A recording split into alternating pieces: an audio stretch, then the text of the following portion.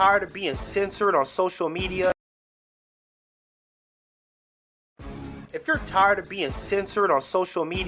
join 6zeros.net. It's black owned, black operated, and black moderated, and we make sure it stays a safe space for us to talk about all things black culture. We also got some cool gear like the FDM cotton crew neck, the Fearless Ancestors tee, hats, and more. Check us out at 6zeros.net.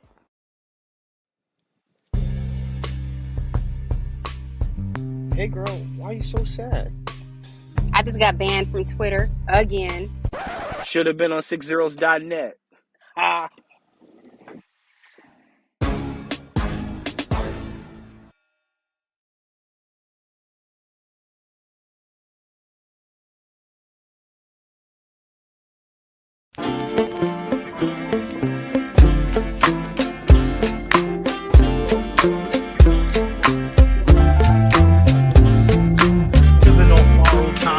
Tick faster, that'll be the hour they knock the slick blaster. Dick dastardly, a monthly with sick laughter. A gunfight and they come to cut the mix master. And living the true gods, giving y'all nothing but the lick like two broads. Got more lyrics than the church got ooh lords. And they hold the mic at your attention like two swords.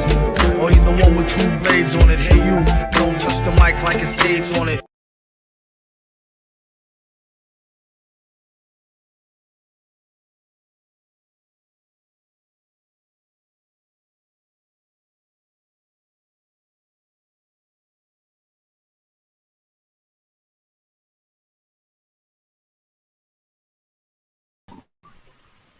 All right, once again, welcome to the beatzillapdx official show. I am your host, beatzillapdx officially. And if you could do me a favor, please hit the like and share button. Hopefully everything is looking right. All right. Okay, it looks like we're good. So as you're coming in, please hit the like button. Hit the share button, and if you have not already subscribed to this platform, you can do that right now by hitting the notification bell, hitting the word all. That way you will be notified every time that this platform either uploads a video or goes live. And of course, you can see what we're talking about. Today is, of course, our weekly wrap-up. This is Friday, and we have a lot to talk about. You know, I need to find more. Let me do that. I see exactly where that is. Can you toss me that right there?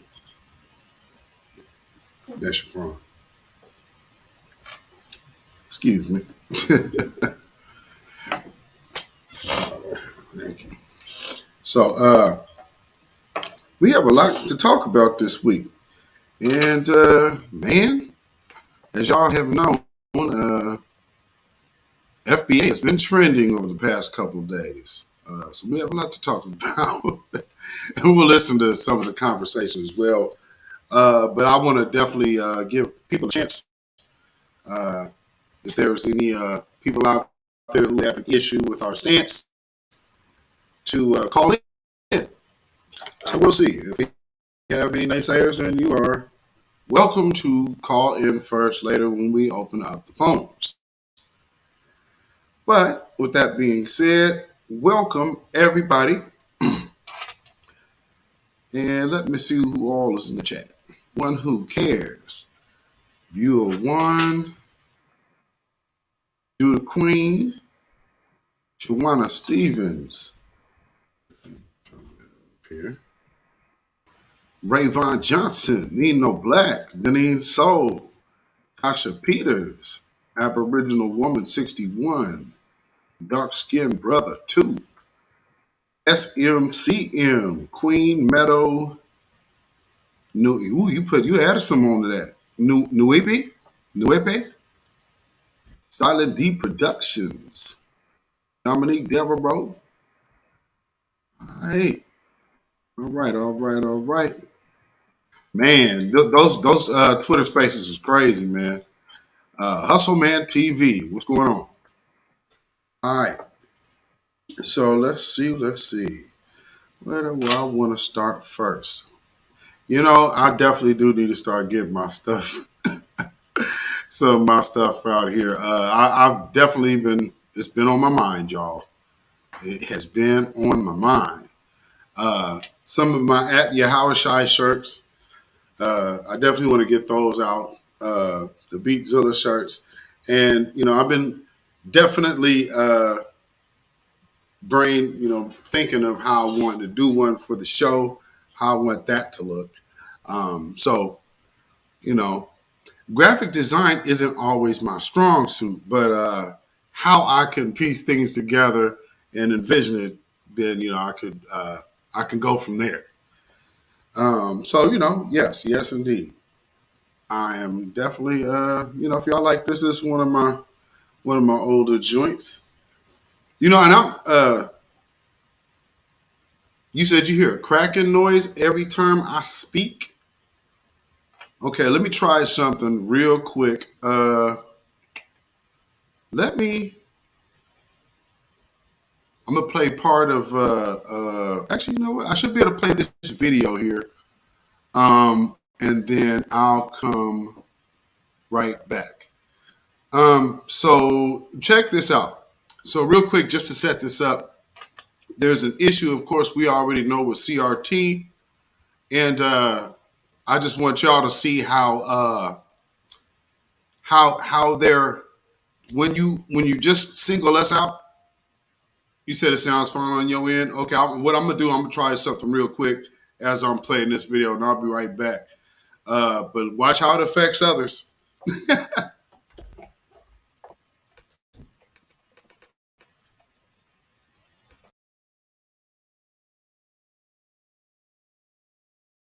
The Holocaust in the way it happened?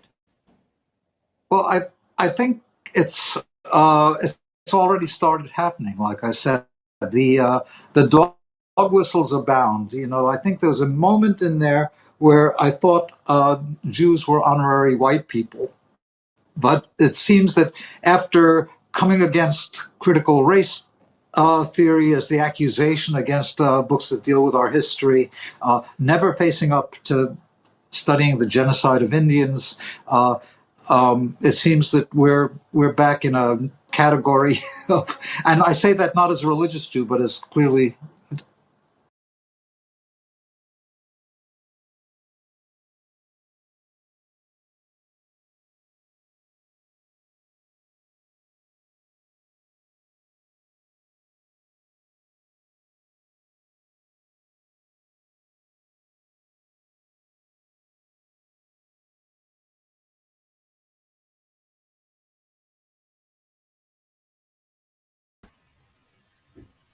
All right. Okay. It looks like I'm back.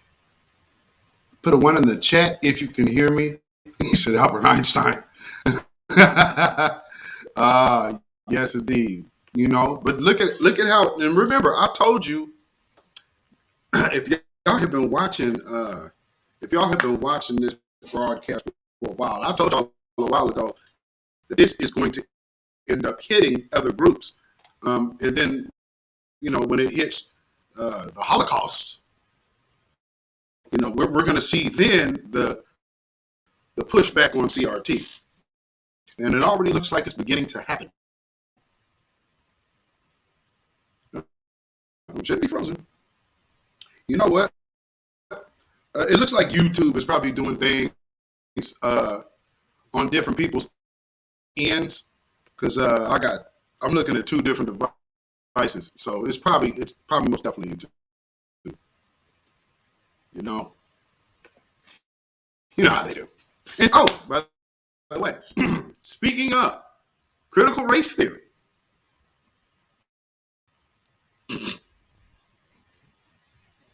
I mean, because this ain't gonna be no long monologue today, because we're gonna get right into it. And it's like I said, for all of the people around the diaspora, you got to understand, we don't have any hard feelings towards anyone. Okay, it's supposed to be showing. Is that banner not playing? Okay, there it is. All right. Every time StreamYard adds something, it's always starting to go haywire. So, okay, I can see the stream now. But anyway, in the talk of critical race theory, you've already heard the people coming there with all that smoke against it. Well, when Karen comes out, and I mean the code that you about to see, the code is killing me. But this is from Grosse Pointe. What is it? Grosse Pointe School System. Hey, Esmont, B1. Yeah, try refresh the sign D, because I'm not sure what's going on. Matter of fact, let me check this. The code that you see, the code's killing me. Oh, geez. This is from Grosse Pointe. Yeah, okay, I could hear it. I don't know what's going on. I do not know what's going on. If I have to, I will go out of the studio and come back in and see if that helps. I just have everything loaded. That sucks. But anyway, let me go ahead and play this. And so this is from a individual who I'm imagining probably is not fond of CRT. Thank you very much.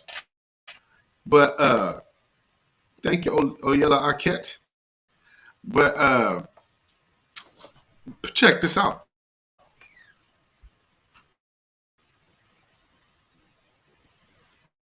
Years ago, when I was chairing the diversity committee at Monteith.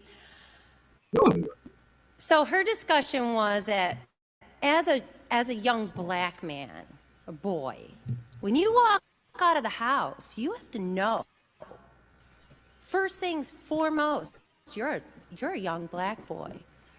Well, you know what?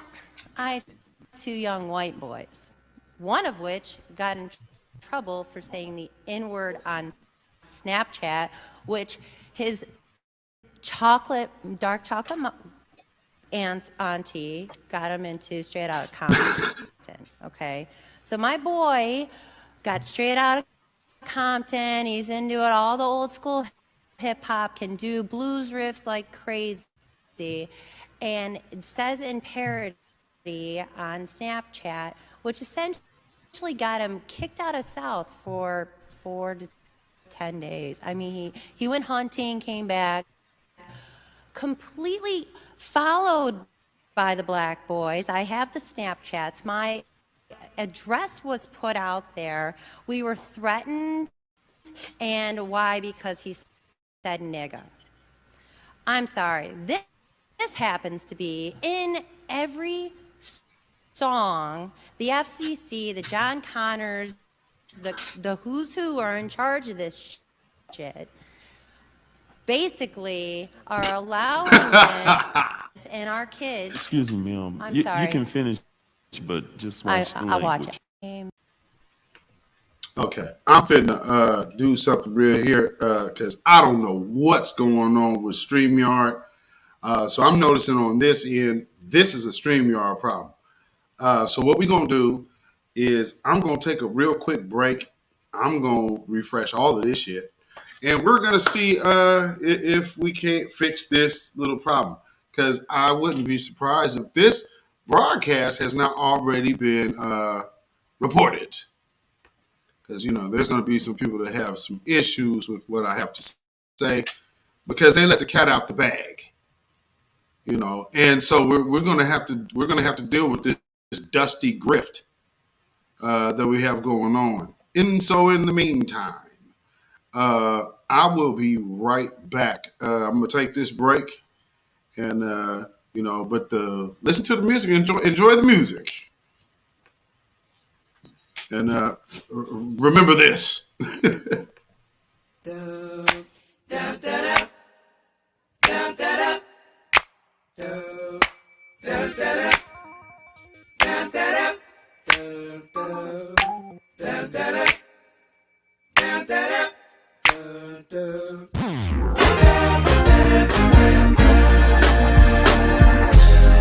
This is a gentle reminder of all the things you can do. Only you can shine.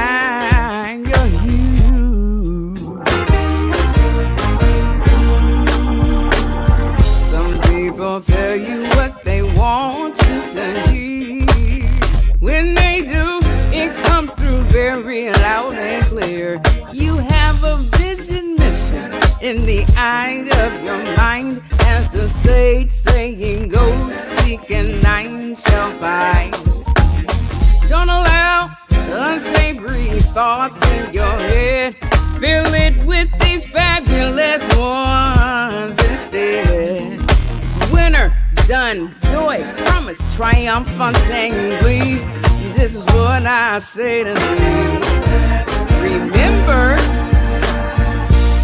when you walk in your own special gate, you're gonna have the ones they're gonna hate. Look up to the sky and know you shine like the sun. When it gets too busy, just know you can always come back to the word. Come back to the source, yeah.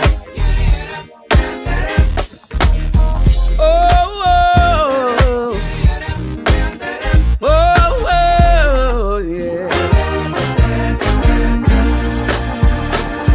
Your mind is sound, thoughts are valid, they do matter. Know your truth, the truth within your heart will never shatter. Hold your head up high. Be confident as you climb your ladder. Remember, only you can do what you do. Come on, light keeper, gonna illuminate your hue. Show that smile, the one with the joy and the fun. When it gets too loud, just know you can always come back to the one. Come on back to the one within. Hey, hey. All right, lovely people, it's time to sing along, long, long. Let's walk in thine power. Sing, sing. Walk in your power. Hey. Blessings will continue to shower you. To shower you. As long as you shine your light. Go on and walk. Walk in your power. Yeah, yeah. Blessings will continue to shower you. Shower you. As long as you shine Come your on and walk in your power. Walk in your power. Blessings will continue to shower you. As long as you Talk about the blessings that will shower. blessings will continue to shower you. As long as Only you. walk in your power, blessings will continue to shower you. As long as you shine your Only you can shine it bright. Yeah. blessings will continue to shower you. Shine. Walk in your power, blessings will continue Come on to shower and you. shine it. As long as you shine your Walk in your power, blessings will continue to shower you. As long as you shine your hue, yeah.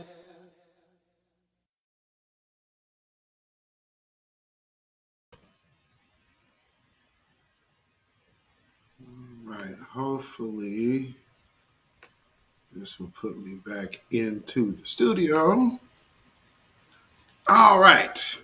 Right. Hopefully, we are back and everything is good. Please put a 1 in the chat. Let me know we are good. Because like I said, I started all the way over. So this should be the one. And for those who didn't know, that is Arietta Ward. And that song was called The One on the Be Speak album. So that is the cover of the record. And for those who didn't know, yes, that is me, the male voice on that record. So that's a record, me, her, and LaRonda Steele. And I believe her sister, Nafasari. B. Mick, you just got up in here. Hey, you were just right on time, brother. Or sister. I'm sorry, I don't even know if B. Mick is a male or a female. So let me say, we will, whoever, if they. Okay, 1. Okay, good. We're back. All right, so let's do this again, and let's hear what this woman had to say, because another reason why we need CRT. Well, first, Shawana Stevens. Hey. First, let me play this, and then I'm going to go back to that video. Check T. Clay, how you doing? Let's see. So check this out. This is one of the things. So they want to cut out history for our children to learn that's within our grandparents' generation, and they don't now want us to even talk about it. As you see, this man is having issues with even talking about the Holocaust now. So basically what you're seeing, and what he said is, which is funny, if y'all caught that, he said, I always thought that Jewish meant honorary white. Now, you know how they always like to play the game when they come in our spaces talking, hey, well, what do you mean white? I mean, the powers that be, that's like the banking families. Yeah, they're still white. Peace, Sebastian Shaw. Okay, right on, B-Mick. Right on. Okay, I thought you was male. That's what I'm like, but you, hey, man, you got to be sure these days. So check this out with this little crazy cartoon. And this is the madness. Some of y'all seen me post this on my Instagram. And man, this is crazy. Crazy. No, they have not came with a definition at all. A unified definition? No, we're close. I haven't even heard a single definition, to be quite honest. No, it's what they do is almost, and I'm gonna break down what we were seeing since you were going back listening to the to those spaces. I'm gonna break down that because this is basically the exact same thing. So the whole argument about CRT is the same technique that they are using to say, wait a minute, oh, those reparations. Oh, they let the cat out the bag last night, boy. Oh, don't you know you owe us too? Oh, so what's your end game when you get your reparations? So don't you know you have to share that with us too? Oh, okay. Well, we gonna get there. But first and foremost, let me show you this cartoon. Madness. Racist as hell. Okay, so let me go back. Animals. Which animal am I? Oh, a monkey.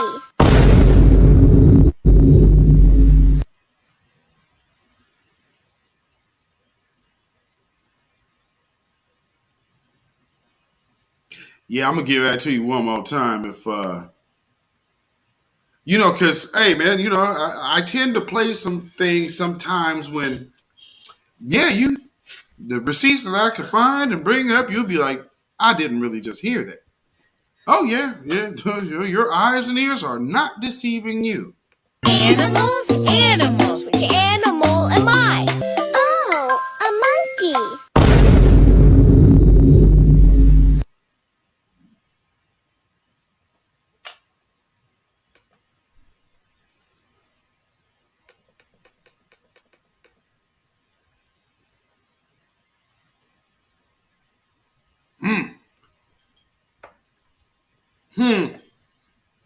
Now, back to the mother. When I was chairing the diversity committee at Monteith. So her discussion was that as a young black man, a boy, when you walk out of the house, you have to know. First things foremost, you're a young black boy. Well, you know what? I have 2 young white boys. One of which got in trouble for saying the N-word on Snapchat, which his dark chocolate auntie got him into Straight Outta Compton, okay? So my boy got Straight Outta Compton, he's into it, all the old school hip hop, can do blues riffs like crazy, and it says in parody on Snapchat, which essentially got him kicked out of South for 4 to 10 days. I mean, he went hunting, came back, completely followed by the black boys. I have the Snapchats. My address was put out there. We were threatened, and why? Because he said nigga. I'm sorry. This happens to be in every song. The FCC, the John Connors, the who's who are in charge of this shit, basically are allowing this, and our kids. Excuse me, I'm sorry. You can finish, but just watch the language. I'll watch it. All right. And with that being said, you know, I play this often. And since I know there's going to be some newer people on this broadcast, we're going to revisit something. And we always got to, you know, revisit this part because I want people to understand, you know, who these people are really falling in love with because they be missing it. Do I have it here? I certainly do. That jacket is a beast, ain't it? That jacket looked like she flashes people under that jacket. That's the kind of jacket that looks like. That's a beast. Why is that doing that? Okay. Let me add this. Build-A-Bear scrap material. The master often had a barbecue or a picnic for his slaves. Then they had a great frolic. Even while working in the cotton fields, they sang songs. The beat of the music and the richness of their voices made work seem light.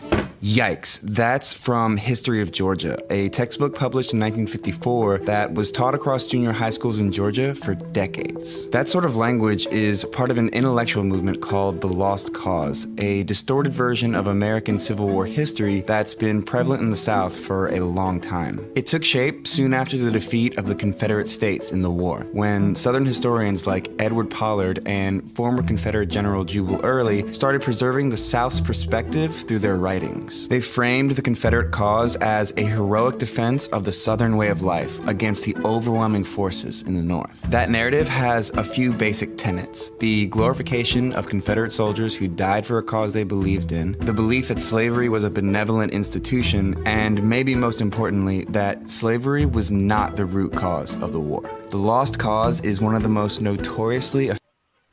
You see how fast that lie just pop out? Well, slavery was not the root cause. Yeah, the hell it was. So greetings. He said, oh, ooh. But I don't think Candyman's jacket was as furry, was it? That is a, ooh-wee. Like I said, that jacket a beast. That came out of a dumpster or something. Effective efforts to rewrite history, and it was done by the losing side. So how did it become so deeply rooted in Southern memory? Blame? Now, one of these parts for all of the people who will come in here and say, hey, why are you so angry at white people? Here's one of the instances that they put on us in this country. Because, see, I know like a lot of people like to say we're uneducated and all of that. And then you get in these spaces and say, well, I'm just trying to understand. So you don't have to come in none of these spaces anymore asking these questions. Here's why we don't really trust the word white people. It's because even down to their women who wanted to come out and they can say, I'm a liberal or I am a conservative. At the end of the day, they have to preserve and maintain the futures of their white supremacist future. So that doesn't benefit the strongest entity in the building. So henceforth, the need for immigration is to undermine the strongest. But we'll get to that. The United Daughters of the Confederacy. The UDC was founded in Nashville in 1894 to preserve Confederate culture for generations to come. The women who made up the group descended from elite antebellum families, and they used their social and political clout to spread the pro-Southern version of the war as real history. You've probably seen their efforts to honor the Confederacy, but maybe you didn't know it was the UDC. They're the ones who covered the Southern landscape with memorials for Confederate leaders and soldiers. They used their fundraising and lobbying skills to pressure local governments into erecting monuments in prominent public spaces like courthouses and state capitals. Installed here next to the state capitol by the United Daughters of the Confederacy. Now, here's one thing you would have to ask yourself, because again, to erect these monuments mean that you have to have bipartisanship. So when you get into, but see, no, those were the KKK. Listen, here's the one thing that we know, because see, us being from here and having an actual lived experience up close and personal versus a fantasy to how, you know, y'all, when y'all hit Europe and y'all hit these other territories, first thing y'all run over to is, where do I sign right? Well, see, that's the difference. We ain't never had that opportunity.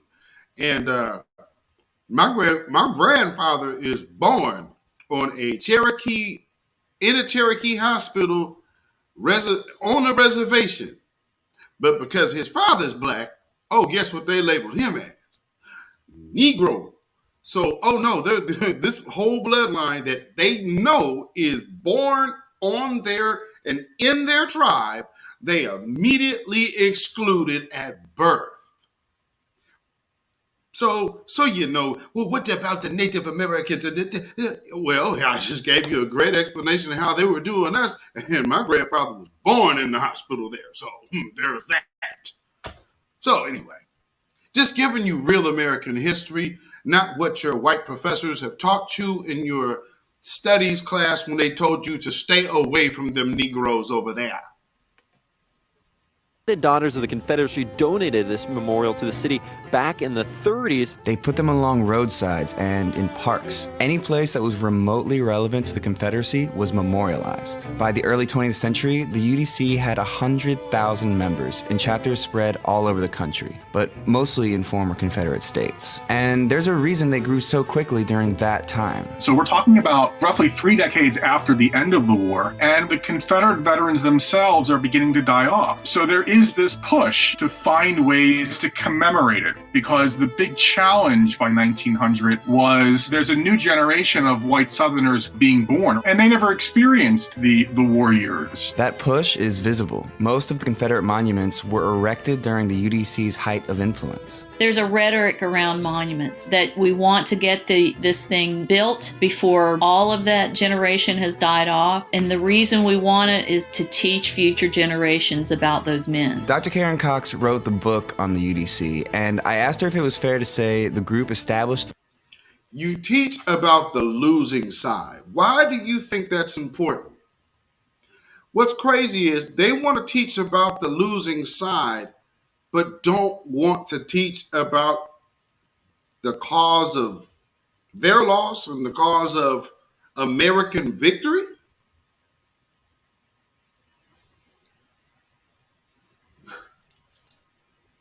Boy, I'll be a monkey's uncle, I guess. Well, just like we seen from that other cartoon, what do they think of us? The closest thing they'll relate us to is a monkey until they look in the mirror. The lost cause as historical fact in the South. Oh my God, yeah. They were the leaders of the lost cause into the 20th century, and they made it a movement about vindication. Just to give you an idea of how effective they were, they successfully lobbied for a Confederate memorial in Arlington National Cemetery, which U.S. President Woodrow Wilson proudly unveiled to a cheering crowd. Now that's influence, right? Monuments are the least of what they did. What? I mean, they are the most visible and tangible, but the work with children was far more influential. It turns out a central UDC objective is shaping how children think about the war and their Southern heritage. One of their most powerful tools? Textbooks. Take a look at this pamphlet called A Measuring Rod for Textbooks. It was written by the illustrious Southern historian Miss Mildred Rutherford, an educator, orator, and author of Southern history textbooks. She's also very pro-slavery. The pamphlet announced the formation of a textbook review committee featuring prominent Southerners like 5 former Confederate generals. This group was committed to spreading the truths of Confederate history, so they instructed school boards to reject any textbooks that did not accord full justice to the South. And they Okay, so let me stop right there. And again, inform y'all of one thing there. Because see, y'all pride yourself so much on your education. Well, now that you see that even in the place to where you came to get your education has a long-standing practice of altering history. But we're still here. But something that I seem to notice in all of these spaces, with all the black people that you can confront from here, and you fake Native Black Americans and all of that other bullshit, one thing y'all never do is ask us about knowing our lineage. And then when we tell you we could, again, like I said, my family been here since before not before slavery, but before the inception of this country. So they've been here before your George Washington to know who the people were running things before he even got put in place. And then, there's the other part of even the money. So I listen to a lot of these things in these spaces, and these people, boy, they be talking out their ass. However, something else was striking me very strange while I'm listening to all of this repetitive banter. I couldn't help but notice it had a familiar sound. Definitely had a familiar sound. And I'm just like, damn, who does this sound like?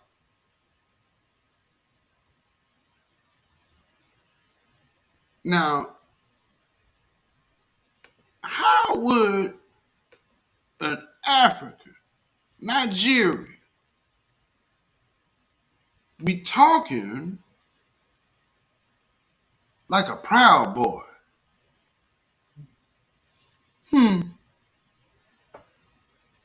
Well, one could say maybe the one thing they do have in common is they are anti-FBA. That's a shot in the dark. Let's continue. Urged libraries to deface every book in their collection that didn't measure up by writing the words "unjust to the South" clearly on its cover. This pamphlet was shared widely with school boards throughout the South, and UDC-backed committees closely monitored history books to make sure Northern influence never reached classrooms. So the core language of an approved textbook aligned precisely with that of the lost cause. Stuff like, "The Confederacy lost in the war between the states, but Georgia never forgot to honor her Confederate soldiers." History of Georgia was on the UDC's approved list. It was also written by E. Merton Coulter, a self-described Southern historian and historian-described white supremacist. They understand that how you educate, who wins the writing game. Historian, self, not us calling it. Why you always attacking white people and you call them white supremacists? No. Did you hear what he just said about a historian from this country, the ones that y'all want to be up under so bad? They said it was all about white supremacy.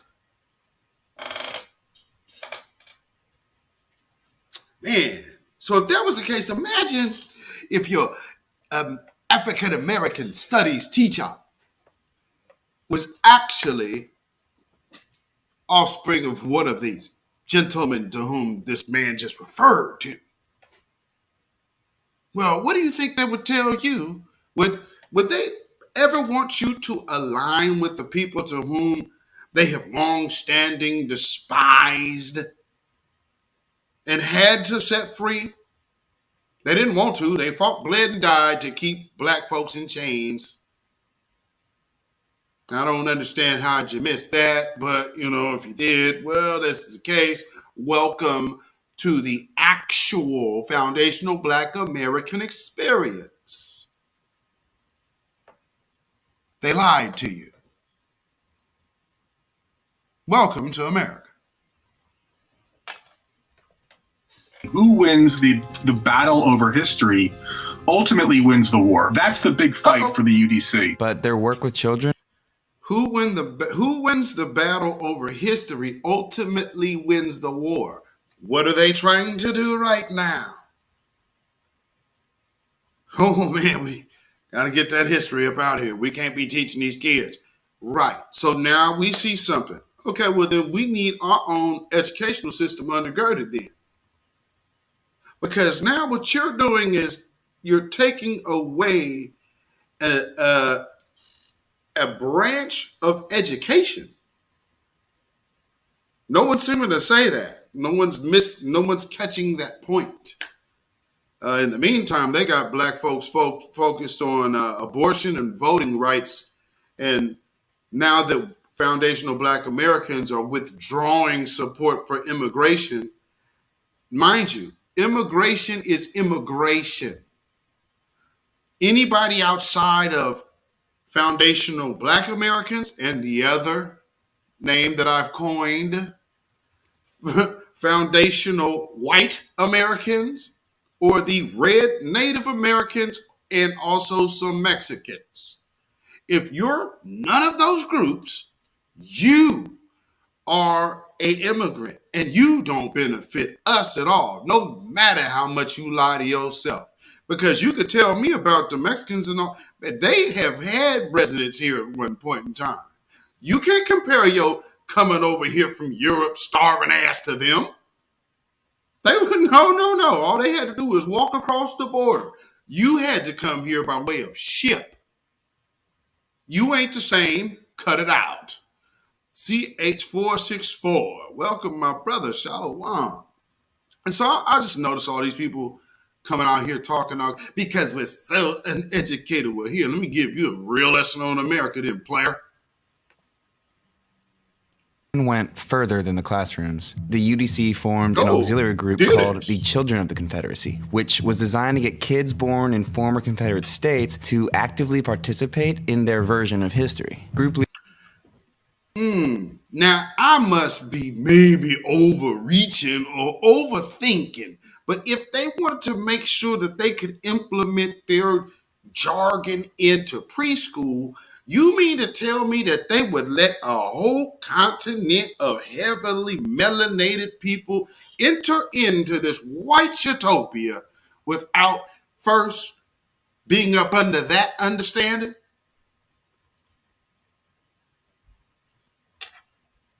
You wouldn't. Leaders had kids recite call and response truths from something called the Confederate Catechism. Right, Children up to the age of 18 would compete and be rewarded for memorizing long passages of lost cause rhetoric. So it would be like an after-school thing, like that was your club. You would go after school to the meeting of the Children of the Confederacy, and your leader might teach you songs of the South, like Dixie or other songs that were considered Southern patriotic songs. They would have them write essays, go visit the veterans, and learn this catechism. Children were also the centerpiece of their community's monument unveilings, like this living flag at the dedication of the Stonewall Jackson Monument in Richmond. Yes, those are school children. The UDC's efforts shaped living flag. This is so many years beyond the actual them losing the war. So I know some people may, but see, no. They are good liberal white people. See, we have to get with the liberals. No. See, the liberals are used as the left wing of this same bird. Again, welcome to America. See, yeah, I know what they taught you. And then you think that we are so uneducated that whatever you learn from them about us must just be so true, and we are so stupid because of our meager intellect. And then when you start hearing about the truth, then it's like, well, hey, you guys did everything. Okay, you actually believe they've created something. Give me one thing. Give me one thing you can attribute to American societal creation. Give me one. Let's see, what's American culture and cuisine? I'll wait. Wait, I got one. I have to, wait, let me correct myself. Processed food, junk food. Good going. The Death Chasers do a great job again. So I just want you guys to be clear about these gods that you come here worshiping while sitting up here trying to talk so down on foundational Black Americans, acting like we're just up under white people and why haven't you done anything yet? First off, you fled. And the reason why you fled is because America's so powerful that they could pull the strings from over here and kick your ass over there, and you came over here and still gave it up. And you tell yourself you winning.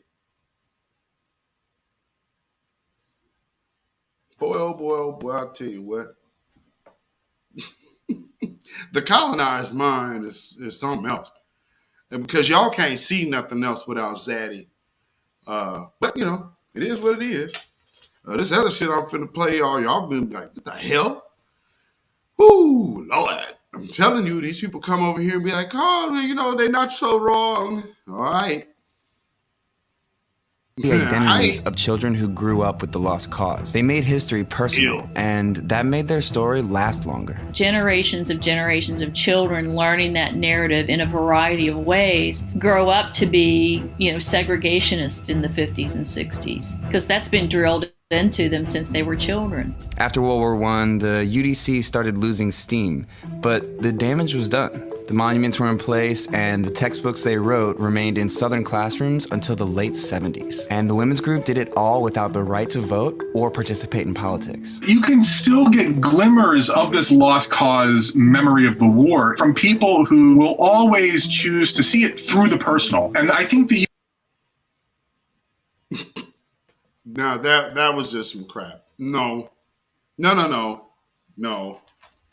See, that's like, and like I said, okay, here's another part of what goes on here.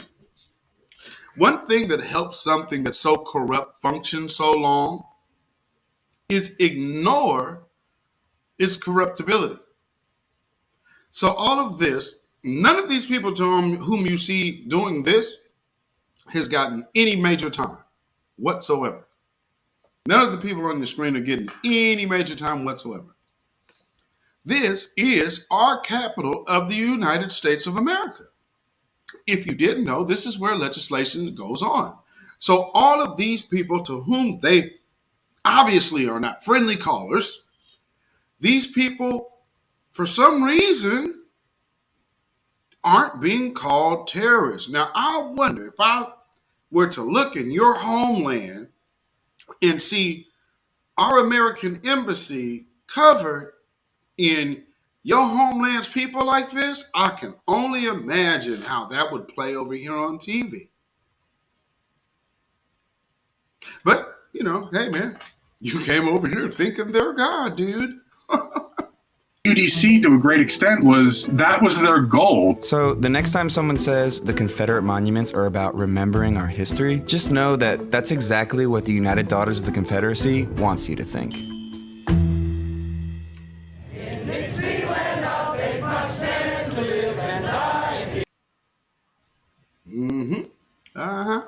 Yeah.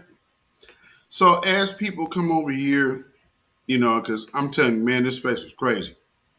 Listening to all of this foolishness. Now I'm just taking in all of the energy, because the question is, how does immigration help Black Americans, specifically foundational Black Americans, the descendants of slaves. How?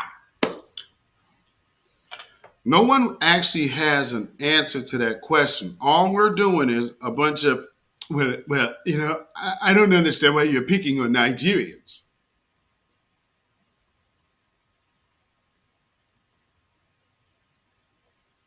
Picking on Nigeria? The question is about immigration. The closest flooding of immigrants coming to America ain't Nigeria. We got a whole border crisis. That's not a bunch of Nigerians coming from Africa. So I don't even know how you jumped the line of Mexico, Guatemala, Colombia, Brazil, Peru. I don't, Panama, the islands down here. I mean, I don't understand how you jumped everyone. You jumped everybody over in Asia. Jumped over everybody in Europe.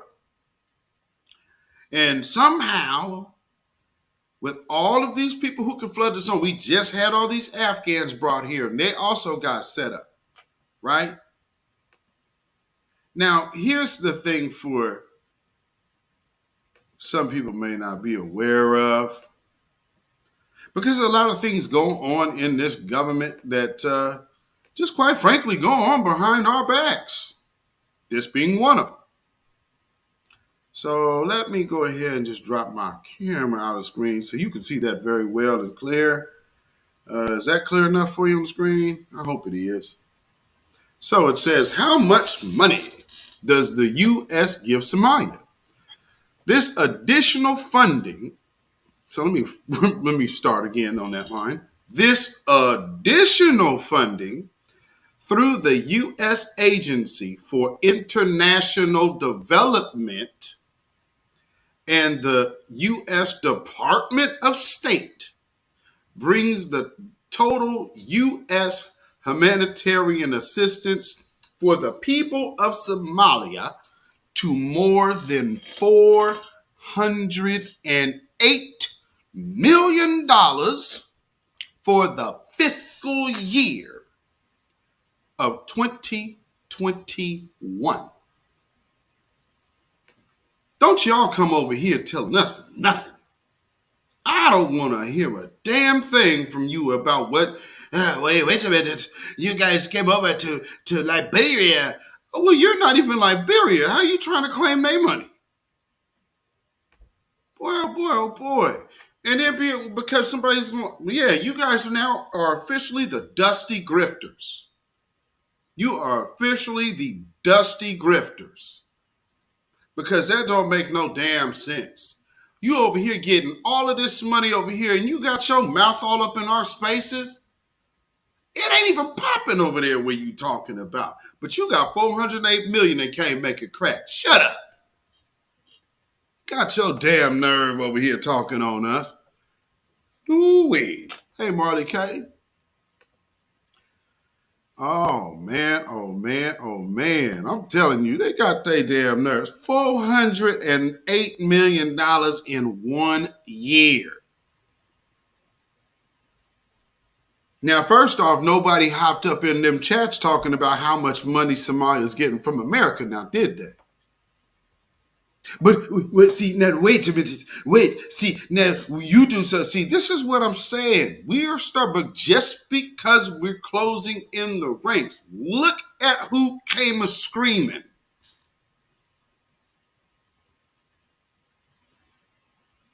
So my question is, why? Why only you are the ones bothered? You Africans. And then when it came down to it, okay, so you $2 trillion. Okay, so but you're gonna have to give some of that to. You're gonna have to split it with the diaspora. What the hell our families being over here in the cotton field? Well, when they came over here to Liberia, now that's a whole different conflict, partner.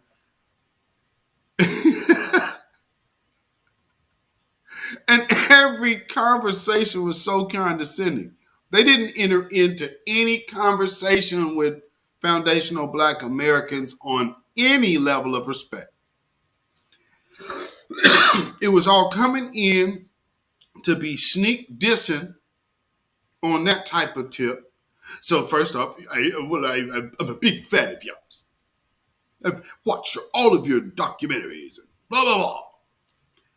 And, you know, your high school dropouts and blah, blah, blah, and, you know, baby mothers. And can't you just see? And then all these AT&T and the cobalt and then all the things that America has stolen from Africa. Nigga, we don't care. That's white people's shit. What they got to do with us? Hey, genius. Because if you have to ask us, do you not say that we dealing with the same kind of white supremacy that you do? No, the hell you don't.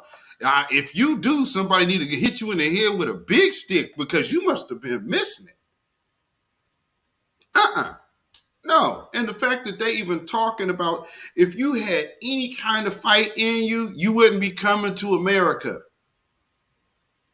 The hell you mean? We're gonna be no. They brought you over here because you were defeated. They know you ain't finna jump. Man, I'm in Portland, Oregon. Man, these white folks know exactly who to pump. That's why I've told some of y'all before. I had to put my hair in ponytails just so people can understand. I ain't one of them. They know they know good and well the difference. And they sit up there and treat them immigrants just like that, and y'all take that shit. So don't tell me nothing. Come in here, but we educated and Stop. Like I said, I'm in Portland, Oregon. Y'all got a whole Ethiopian, Eritrean church, Somalian, a whole entity. Guess who they couple up with? The Greeks and the Jews. A whole black community here. When they want to slum, that's when because they so uppity. So don't sit up here and talk that mess to me. Oh, not to mention, by the way, they don't get tabulated in our numbers. If y'all didn't know, I don't know how y'all cities work, but they ain't tabulated in our numbers. They are not counted as black. They are others. And then for all the Asians, they just identifying as white. So you have all of these different groups identifying as white. So it looks like, oh, black people are only 13%. Man, you probably got Caucasians at about, man. Okay, just go with me here. Does it make any logical sense for a consistent declining birth rate to be stable as a majority? How does those numbers even come close to making sense? But I'm going to show y'all this video real quick because people, oh yeah, I've been seeing the ICE, they're called ICE memes. Those are hilarious. Those are hilarious. But let me play this.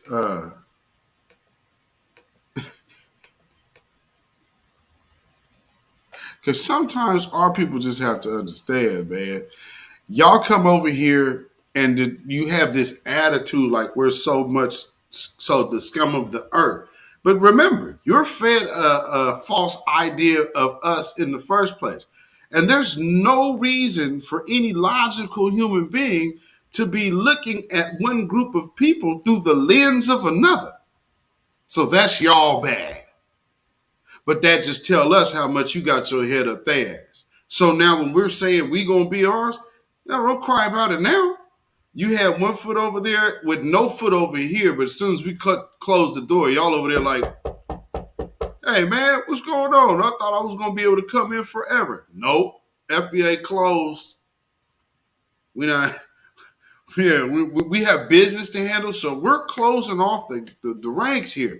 And shout out to Mel and the other brother was 713. That man, they thanks to them holding spaces, people been able to cycle in and through, and securing the tribe has went to the #1 hashtag on Twitter. So much so that white folks got mad and started doing the foundational white American versus foundational black American, which is so funny because I actually created that term. So, yeah, I guess got you again.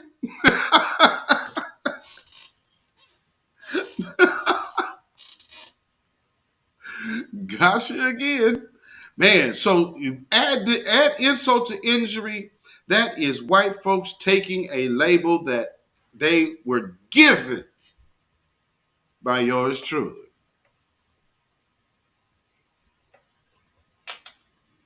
Boy, times are changing. I'm telling you, times are changing. So check this out, because y'all need to see times is changing, but this is for the people who don't understand that factor, and y'all want to put y'all kids, well, because hey, man, I'm going to have this man. He's not racist. Some of the people in his family racist. I mean, but, man, his father seemed to be cool. Okay. Hi, beautiful. Let me get... Hi, beautiful. Hi. Hey, what's up, Gooey? What's up? What's up, my little smoking nigga?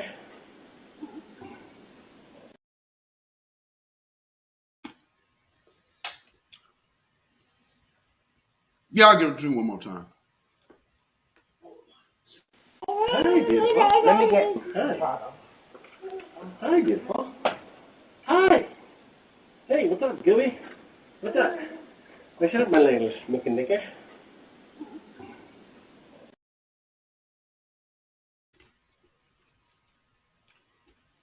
My effing nigga. He talking to a baby. What's up? I'm sure he gonna be like, yeah, I didn't mean nothing by it. Then the father, oh, I'm sure it's no biggie. See, y'all want to come over here and have relationships like that while talking down on us. Mm-mm. See, the problem is, foundational black Americans, we can see right through that. Because, and at this point in 2022, in the black first space,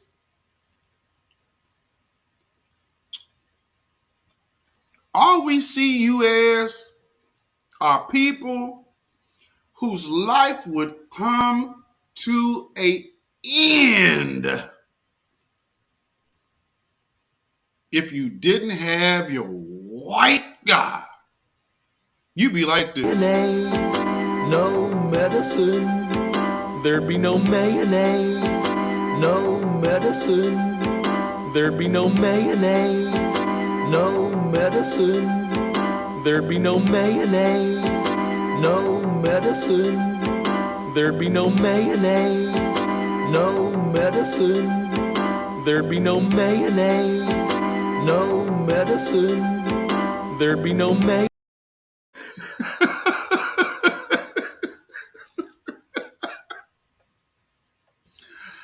I mean, and again, when it be, you guys come in these spaces talking down on us like this. And what's so crazy is, it dawned on me. What if it was like, like y'all seen the Temptation movie, when they go over there to go talk to David Ruffin. See, they try to hop into it. Here's another thing. You guys are attacking us. You're attacking us. Yet you're coming into our spaces to come tell us how stupid and low and worthless human beings we are when we should just look to unite with you to go build up your homeland like we have some kind of connection to your particular country in Africa. Africa is a continent. So if you wanted to cater to us specifically, then, and I've asked this question of many of Africans, okay, tell me, where do you think I belong out of all of them different countries in Africa? Who I look like? I'll wait. Now you can go over to Europe. You actually, as a matter of fact, somebody told me there is a statue in Sicily that looks like me. So they just had got back and was like, wow. I was just like, all these black statues over there. Like when I saw that, I thought of your face. And when she saw me, she was like, yeah, okay. So she actually literally said, she saw my face and said, one of those Moorish statues, because, I know a lot of people, no. If you go look at those Moorish facial features, you're going to see a lot of them look like people. They're going to look like your cousin. Go look at some of them old Moorish kings. They're going to look like somebody you know. Now, as far as you say, well, that looks like this person over in Africa. Yeah, not so much. Not so much. But I mean, hey, because we all just depend on getting our information from Tariq. No, what you're looking at is a multitude of scholars and people who are dead set on not being in this position again. And y'all know that. You're not finna just tell us what we are. We tell you what we are. And we're showing you what you are. And you ain't us. Because, all you trying to do is be like this. Money. That's all y'all doing. It's the dusty grift. Because this is where y'all at with it. Money. Mm-hmm. And then, if trying to hustle us don't work, then you start going ahead and I'll go full-blown cooning and go pander for the white man against foundational black men. And then all y'all end up doing is turning into this. You guys are not oppressed. You're lazy, that's all it is. Go get jobs, work. I am oppressed. The white people are oppressing me. Where are they to oppress you?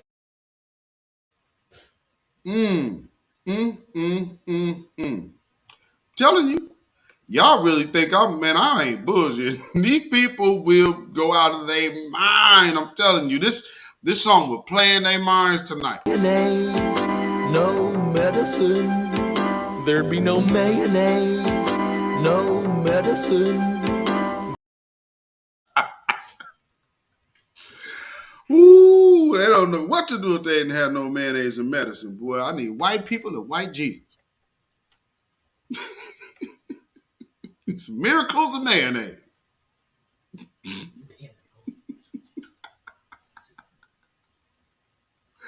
In the meantime, when they see us, besides, here's another thing. When we're the group that people are basically taking all of their social cues from, because if in our spaces, where is their Denzel? And not to mention, have y'all watched any of those Nollywood movies? You said she's a...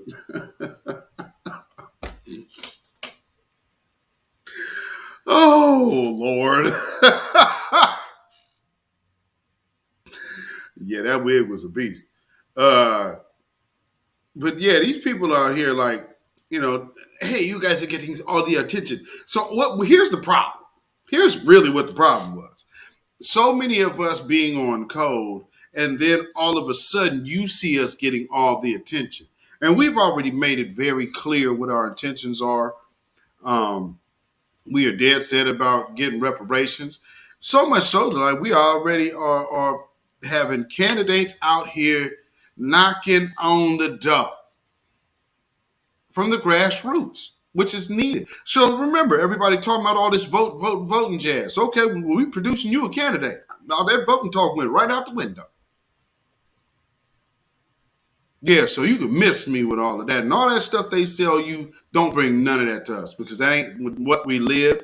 And if you do not have enough respect for this group of people and individuals to actually respect the experience that we have had, kick rocks. But at the bottom line, we owe no one nothing. And just to prove it to you, let me show y'all something. Because these people be getting on my nerves with this madness. And so, because you had this whole other Italian, when I'm done here, go check out Tariq's I think he uploaded the conversation from yesterday with this so-called Scarface dude. He's a damn joke. Italian dude, and all he could do, because he's one of them yo Italian dudes. So he actually, I'm gonna come over here in this space, and I'm gonna be the yo Italian guy, but then I'm gonna just talk, and everything I'm gonna say is gonna go back to promoting criminality. Yo. Get your punk ass out of here. So, for all of these people who talk all this garbage, matter of fact, I'm going to make sure let me get all that on the screen. Get all of that on the screen. Okay. So for everybody who talking all of that junk, here is a Confederacy $10 bill. Where were you at the time when this man is depicted creating the foundation of capitalism to which you enjoy so much today? I just would like to know, where were your people at this moment? This is September 2nd, 1861 is when this bill was commissioned. I mean, hey, imagine that. Imagine that. This is a Confederate bill. Let's look at another one. Oh, wow, this is state of Mississippi. Well, who's on that? I see some white masters, and I see some foundational Black Americans. Notice who I don't see. I don't see any Asians. No, I can't say I do. All I see is one black man that looks like our ancestors. Hey, man, I mean, if you were here, I would be able to point you out. I mean, they didn't think enough to put you on their money like they did us. So yeah, obviously somebody was their pride and joy, and it ain't you. Here's another one. Oh, wow. Man, they was really proud of having black slaves, weren't they? But man, I just can't help but notice I don't see none of y'all. All of this big immigrants built America. Damn, well, where are y'all at here? I mean, this was work that actually made money for states. This is a $1 bill from the state of Georgia. $1, Macon, Georgia. That's the manufacturer's bank. Now, when people say, well, wait a minute. Well, I just want you to look at that and understand what you're saying. Why did we go away from putting black people on currency?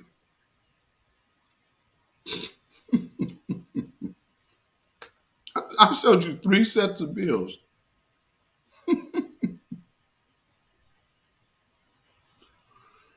Who-wee. There's the fourth. There's the fourth bill.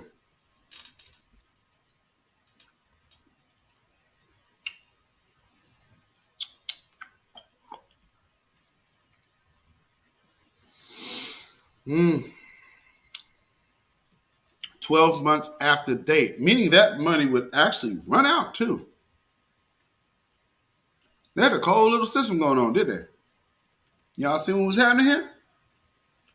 So, as a lot of people that say they built America and we've done this and we are earned the right and you have to pay us too and we deserve reparations with you. No.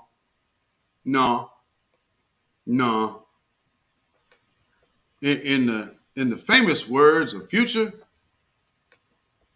where your ass was at.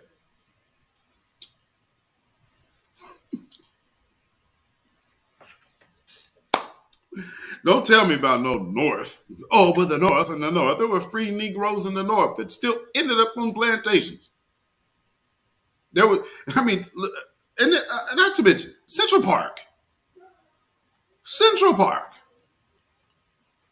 I mean, if you are an immigrant and do not know the origins of Central Park, you should not be jumping in any foundational Black American's face about nothing.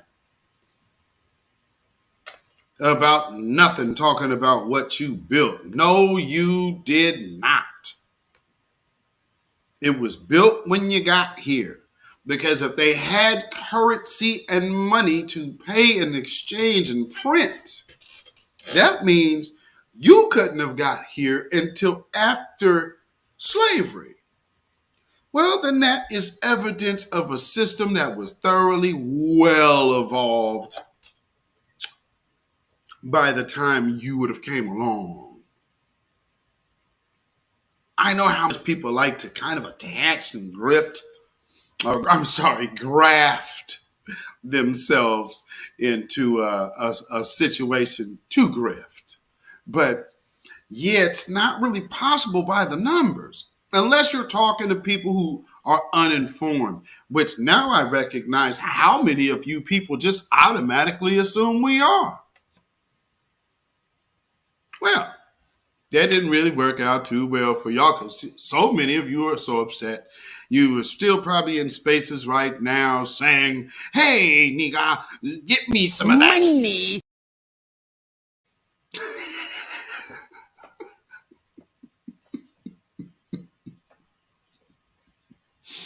And y'all gonna come here thinking these people like you, and then as soon as their family come down on them, they're gonna be like, I don't gang bang, I'm a white boy. I used to bang, but I dropped all that. I dropped it straight up because I'm not gonna get in that life, and I don't want to be in that life. I want to be a white boy like me and you are. I want to be a regular person. see how fast it can flip? You see how fast it can flip? And just for the record, let's just keep it a buck. Everybody else, you are Otis in blue. Foundational Black Americans, the descendants of slaves of American chattel slavery, are David Ruffin in this scene. What happened to this damn group?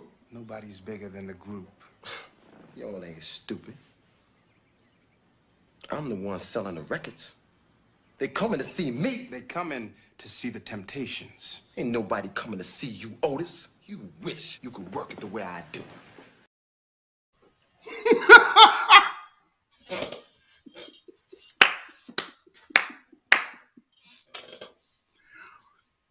Oh, I came with the loaded clip tonight.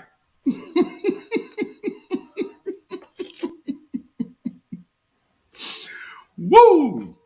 Oh, Norma X. Yes, indeed. Ain't nobody coming to see you, Otis. Okay, so let me see. What's in here? Let me see what I got right here.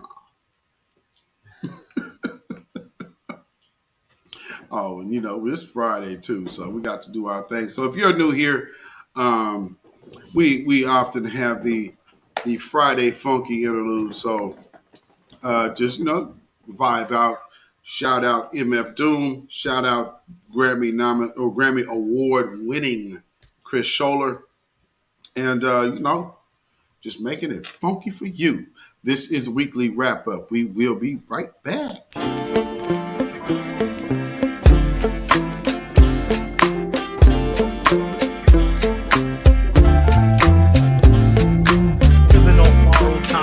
Tick faster.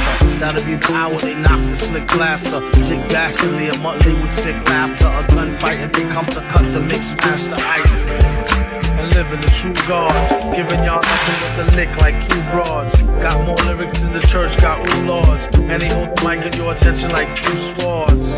Or you the one with two blades on it. Hey you, don't touch the mic like it's AIDS on it.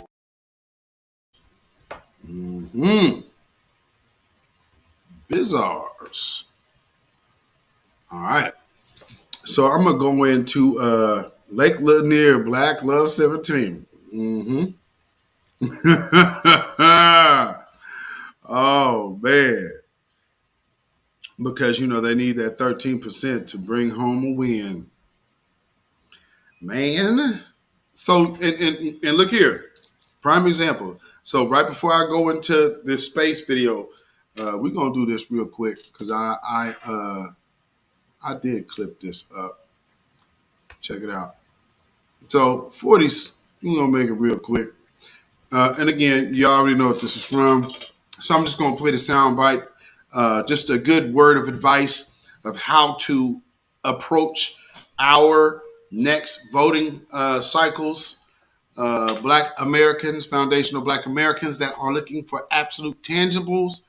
This is how you get tangible. You don't negotiate by saying, let me just give you everything you want. Now, can I get something? The one thing he wanted was that infrastructure bill. You gave it to him. What makes you think you have leverage over him now? He's already figured out how they're going to spend that money in West Virginia and what things are going to be named mansion, mansion bridge, mansion, you know. He's already figured out how to spend that money. There's nothing left to give him. He does not want Build Back Better. That's clear. He does not care about the child tax credit. He clearly doesn't care about, you know, anything that's going to help the poor. Like, you know, he's on his yacht and his Maserati. He doesn't care. So I think that, and that was an administration mistake. They shouldn't have, the idea of negotiating with him by giving him everything he wants and then begging him to help you with the things he doesn't care about, I think that was a strategic mistake. Okay, and Black Americans can honestly say you knew damn well that neither Kamala Harris or Joe Biden gave a damn about reparations, but you wanted to vote for them. They didn't give a damn about doing anything to the police, but you gonna vote for them. Matter of fact, you even heard it. Let's really be clear about that. So I'm not going to sit here and say I'm going to do something that's only going to benefit Black people. No. So, with that being said, let's get into it. Oh, but first, you know, because you this and you that, now we ain't. I'm going to get there after that. Free to do that. But I don't do wine sessions. Now, let's get some people up in here. Shout out to my brother Mel. Mel's been holding it down. Mel been holding it down. Shout out to D Tubman who been uploading these. So go check out D Tubman. Chop up some. So go check out. Actually, check out New Black Media Clips, and these should all be on there. I know she's been uploading them, so who knows if she got the new one up there yet. But yeah, shout out D Tubman. Right now, raise your hand if you would like to chop it up. Let's get this person on. Okay, let me get, what's your name? Sam? What's up, Sam? And let me get some other folks in here in the queue so they can speak and chop it up. Yeah, let me get it. Now you better get to speaking. Lynn, whatever your name is. Yeah, because I was doing a little time. Open your mic and speak.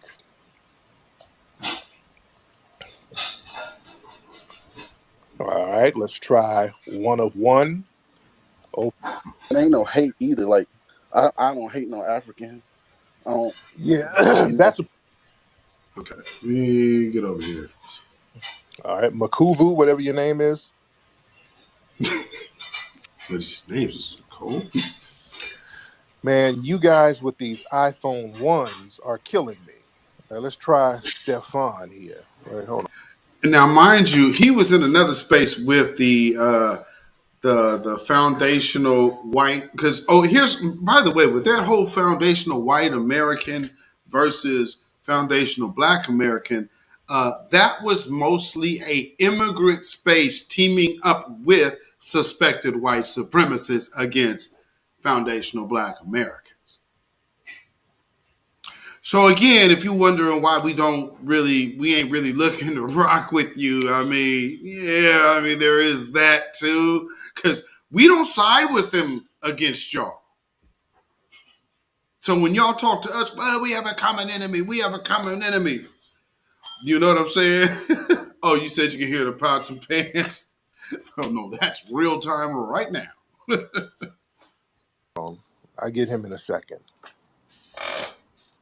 Okay, who is this person here? Okay, we got Globu, somebody named Globu.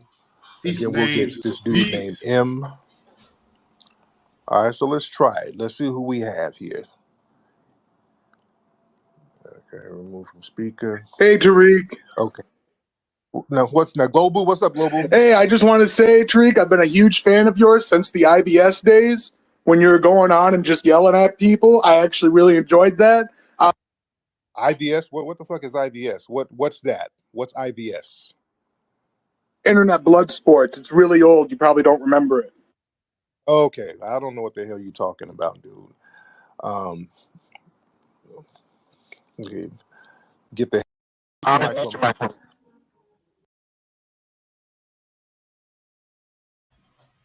Wait, you said their foundational white American room was being ran by East African?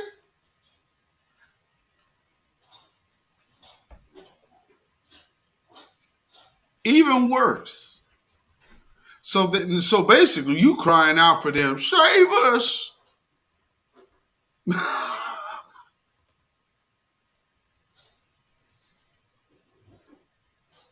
Well, then that's a whole different scenario. Then, well, what a rude awakening for them.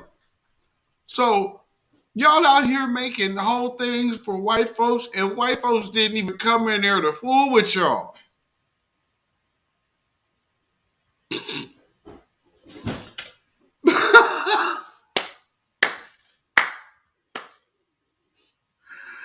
Damn, homie. Wow. So you gonna make a space to we'll entice the white people to come tame these niggas. It was like, we ain't touching that with a 10-foot pole. If you notice, you're the only immigrants that thought you was gonna try us like that. Somebody got you gassed, but I get for the Somalis. So I got to do my digging and figure out how much money them Nigerians is getting. Because truth be told, the Somalis had something to say, and then the Nigerians had a whole lot to say. So now I'm looking at it like, well, damn, if I could find $408 million that y'all can make in 1 year sitting over there doing nothing, then, well, hell, and then you come over here talking, oh, we got to work. You are literally getting welfare from our country. So to have the nerve to say that you know good and damn well when you came in that space that this does not benefit foundational Black Americans at all. Why? Because we're footing the bill for what Trump even said, your shit old country. Now that makes a whole lot of more sense. We're giving you that kind of money. And then you all coming over here talking this shit to us? Yeah, if you don't get your punk ass back over the way you came from. And here's another thing. You already know the writing's on the wall. So for them other anti-immigration right-wingers that'll go put a butt of a rifle through your teeth, because, I mean, trust me, we ain't coming to your rescue. Hell no. Because we are Qatars. We don't fight. So, okay, all right, see. I mean, because I know what we finna do. That's why they going to run past us and run straight up on you. Because we not y'all. And all of this. We need to get back to this. You know, here's something else that's so amazing. If it's something we need to get back to, then why do we always demonstrate more strength than anyone else? You know, so, I mean, and let's keep it a buck. If you could make it rock in your country, you getting 400 additional. I don't even know what the first number is. Thanks, Desmond. So I don't even know what the first number is. B1 Beauty Supply. Welcome. Because what I just read to y'all said in addition. So 408, man, that's a lot of money that they got different programs going on. Humanitarian aid, 400. What could that do for the homeless crisis in America? No, I don't need to hear about immigration at all. No, we need to say, put a cap on where we are, shut it down, take care of our citizens who's here, and stop paying so much money to non-citizens. Matter of fact, we need to stop paying money because what the hell is Somalia offering to America that we're benefiting from to give them so much money? Because keep it real. These people go take what they want, so they could just go over there, post up, and not give y'all shit in the first place. Y'all ain't gonna buck. Shoot, you know, a white American come over there in an American uniform. You think he Jesus. So this is why we have no respect for that. And then you're going to come here to be disrespect and undermine what we're doing right now? Nah, FBA closed, player. Hello. There you go. All right, M. What's up, M? Yes, yes. Can you and where hear you me? calling from, M? Yes, Can you M, I can hear you. Okay. The phones. I don't know. You've been going on for like 3 days now, hating on Nigerians. Nigerians Stop. don't Stop. These people are the most narcissistic group of people I've ever heard. But again, I have to wonder, to be so invested at trying to, hey, because think about what you kept hearing. Hey, will you stop this space? Will you please stop it? Will you close this space? Why are you still going? Oh my God, will you still? I mean, they just start trolling and all of this. Well, one of the reasons they're doing that is because they know what we're getting at. Stop. M, what do you have to hate on, sir? M, what do you have that we're hating on? Turn your microphone on, M. I can hear you. What do you have that we can hate on, sir? Well, for starters, if Nigerians are among the most educated ethnic group in the US. Do you know that? You guys are not oppressed. You're lazy, that's all it is. Go get jobs, work. I am oppressed. The white people are oppressing me. Where are they to oppress you? Then why are people defecating in the streets over there? 5% of Nigerians, 65% of black doctors are Nigerians. Do you know that? Then why are people defecating in the streets all over there? You guys are not oppressed. You're lazy, that's all it is. Go get jobs, work. I am oppressed. The white people are oppressing me. Where are they to oppress you? Man, I live in Abuja, where you've been getting your fake news probably. Stop, ma'am, that's not fake news. That's not fake news, M. M, what are you talking about? You're the most educated, and there's slum all over the place. Well, That's not 60% hating of on you. Nigerians in I'm just acknowledging. What? This crazy echo.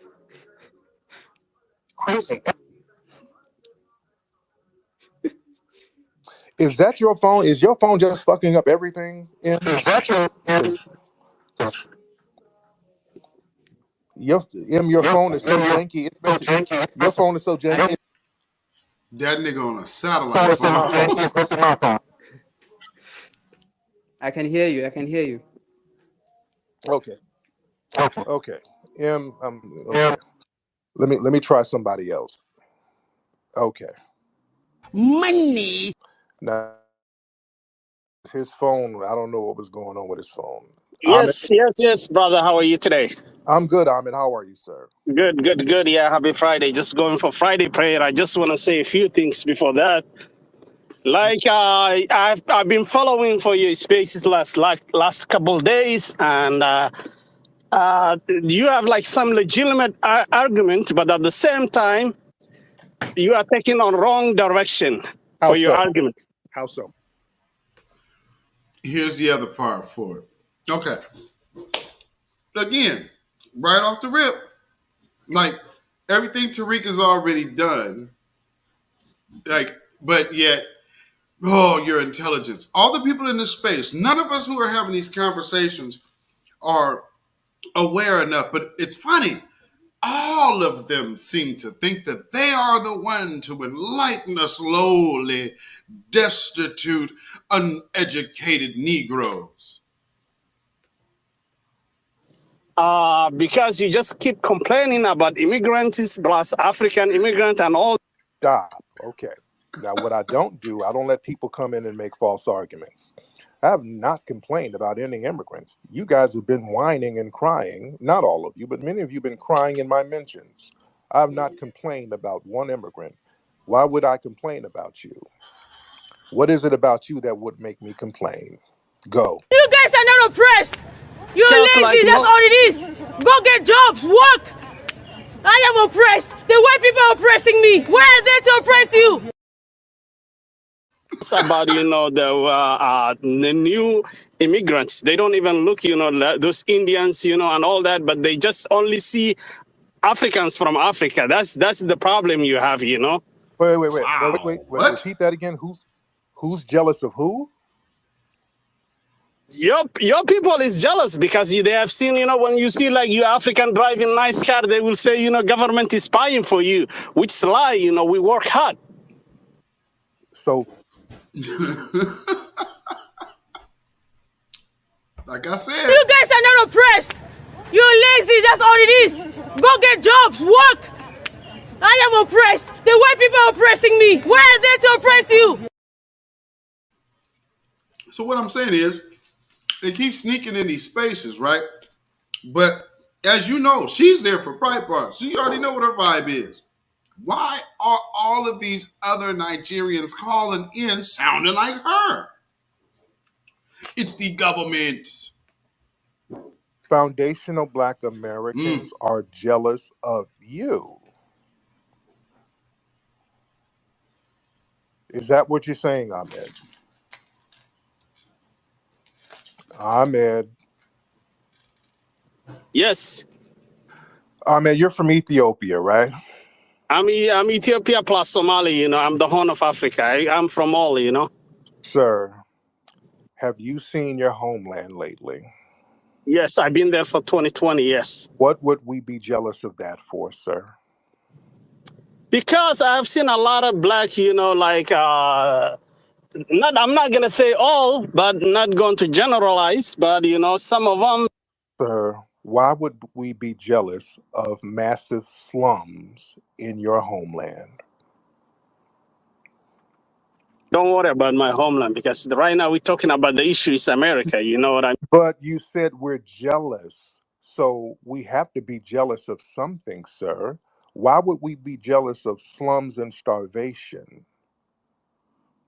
Oh, we're not in starvation. We're not dying. We have everything. Sir, there's people over there starving and dying right now. And you know that. True, bro.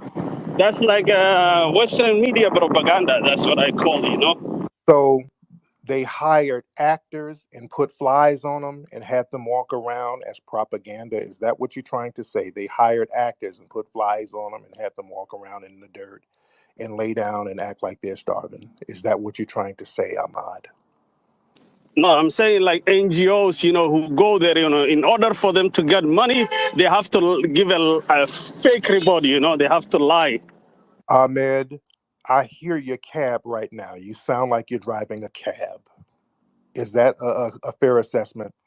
I just got off from my car, I'm just walking, Sir, you sound like you work for DoorDash. No, I don't work. I'm a professional. I'm an engineer. Sir, you are in your car delivering an order. No, I'm not. I'm electric engineer, No, I don't you're even not. drive. Stop it. Electric engineers are not in their cars in the middle of the goddamn day. You work for Uber Eats and talking about we're fucking jealous of you, nigga. If you don't stop and get out of here with that silly ass nonsense and deliver that goddamn Chipotle and get your ass off my phone. Silly ass talk.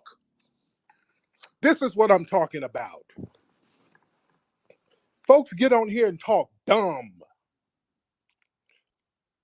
They want to sit up all day and waste our time talking dumb shit while they're making DoorDash deliveries. If y'all don't stop, come on, we're jealous of them and he's about to deliver some goddamn Taco Bell. Stop playing. This is what I'm saying, family. All right, that's enough for me. I don't even want to hear anymore. Anyway, y'all, I'm about to get out of here. I'm not going to even waste time hearing that. I'm not about to argue with Uber Eats drivers. Anyway, guys, go to my latest. That was just a day. And that is basically what we have been dealing with non-stop. And like, so what? Wednesday? So yeah. So Wednesday to today has been these spaces, right? And it started with, again, the question: how does immigration help foundational Black Americans? And I would love oh, Nika, hey, how you doing? You know, these people can't answer that question to save the life of them. They try. Well, actually, no. They never try. What they do is BS. BS. So when it comes time to actually answer something, all they do is sit up there and time waste, play games, and talk in circles and in circles and in circles. Let me see. I have this other thing up here for y'all. Oh, you know what? I need to play this because I meant to show you this.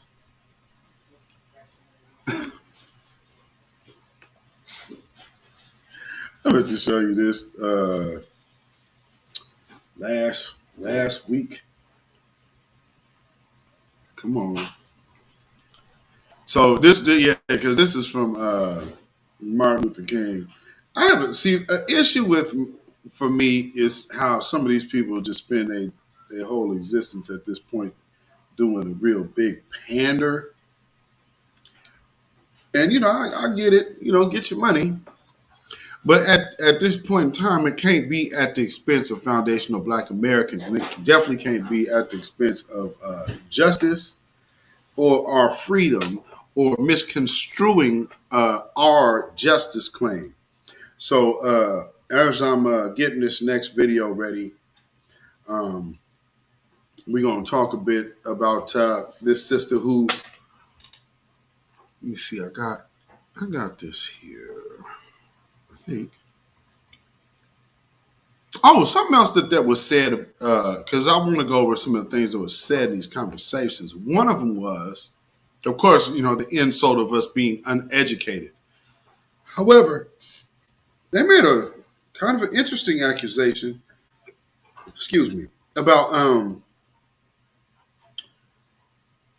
about sex trafficking. Then the one sister literally got on there and said, there is no such thing as sex trafficking in Somalia.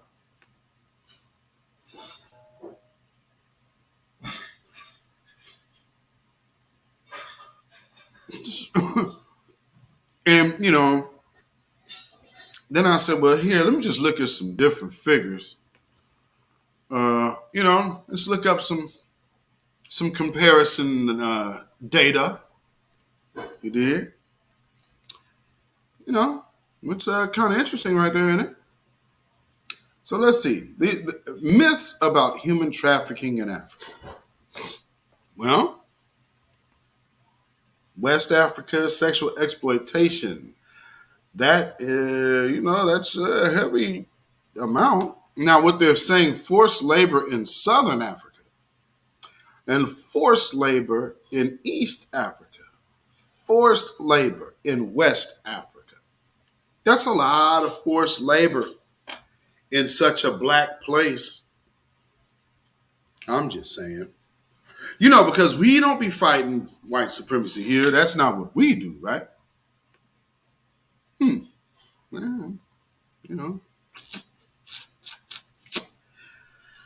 when you actually pull up those statistics, I don't think we are looking like this over here. No, that's a katas. No.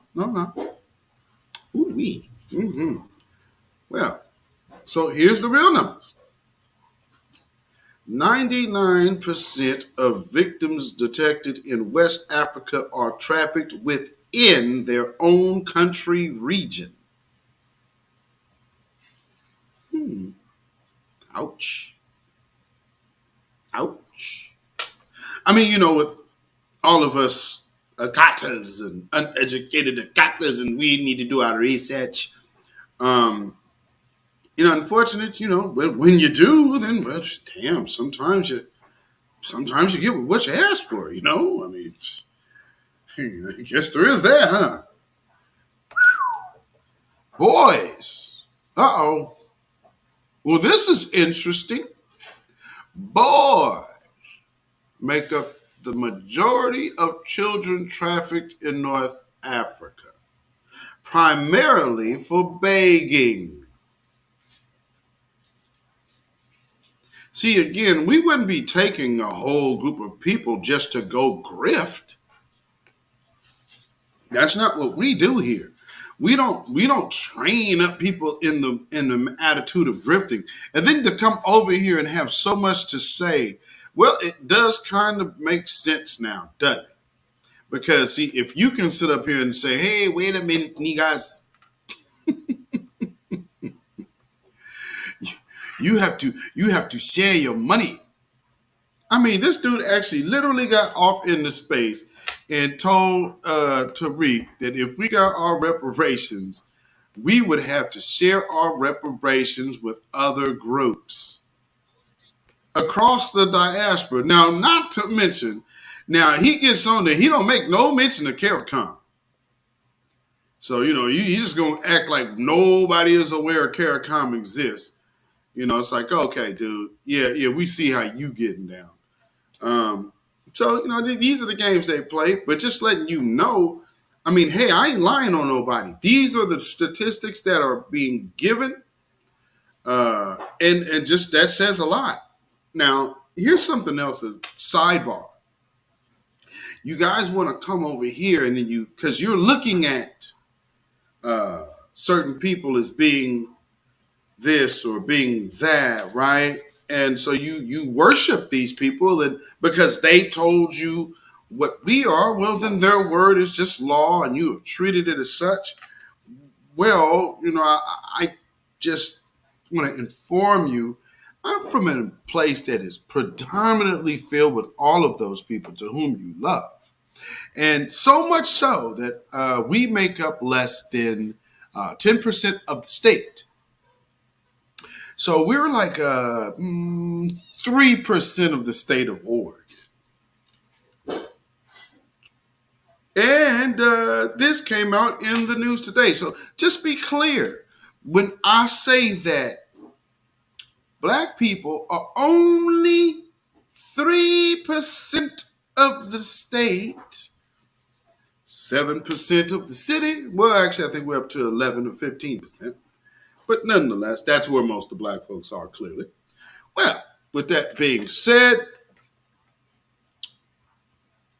this little tidbit of news dropped.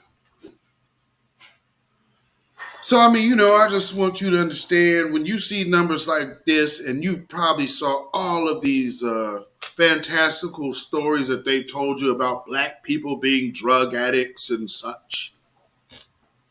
Yeah, I can totally understand how you could fall into that disbelief, but let their own papers and their own media inform you that Black people are not the chief drug addicts in this land at all. So in one of the whitest states in America, this is very telling about white America. Oregon, second worst state in U.S. for addiction. And this addiction excludes marijuana. So yes, we're talking about junkies. Yes, your great God is just nothing but a big needle-loving junkie. But we're so trash, and you know, and we're so uneducated. Well, here's the truth for you. So I know what they've probably told you about us, but I guarantee you they didn't tell you this truth about them, did they? Well, you know, while you still focused on doing this,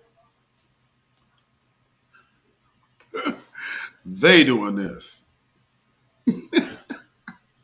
So in the meantime, I'm noticing that there's a lot of conversation, not just from this sector, but now recently there is now a politician that has came to the forefront and has went boldly before everybody. California Secretary of State Shirley Weber says reparations are for descendants of black slaves only.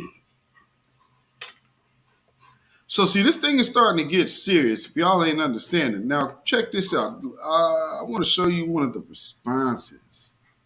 So that is another thing that she posted. This is the response I want to show you.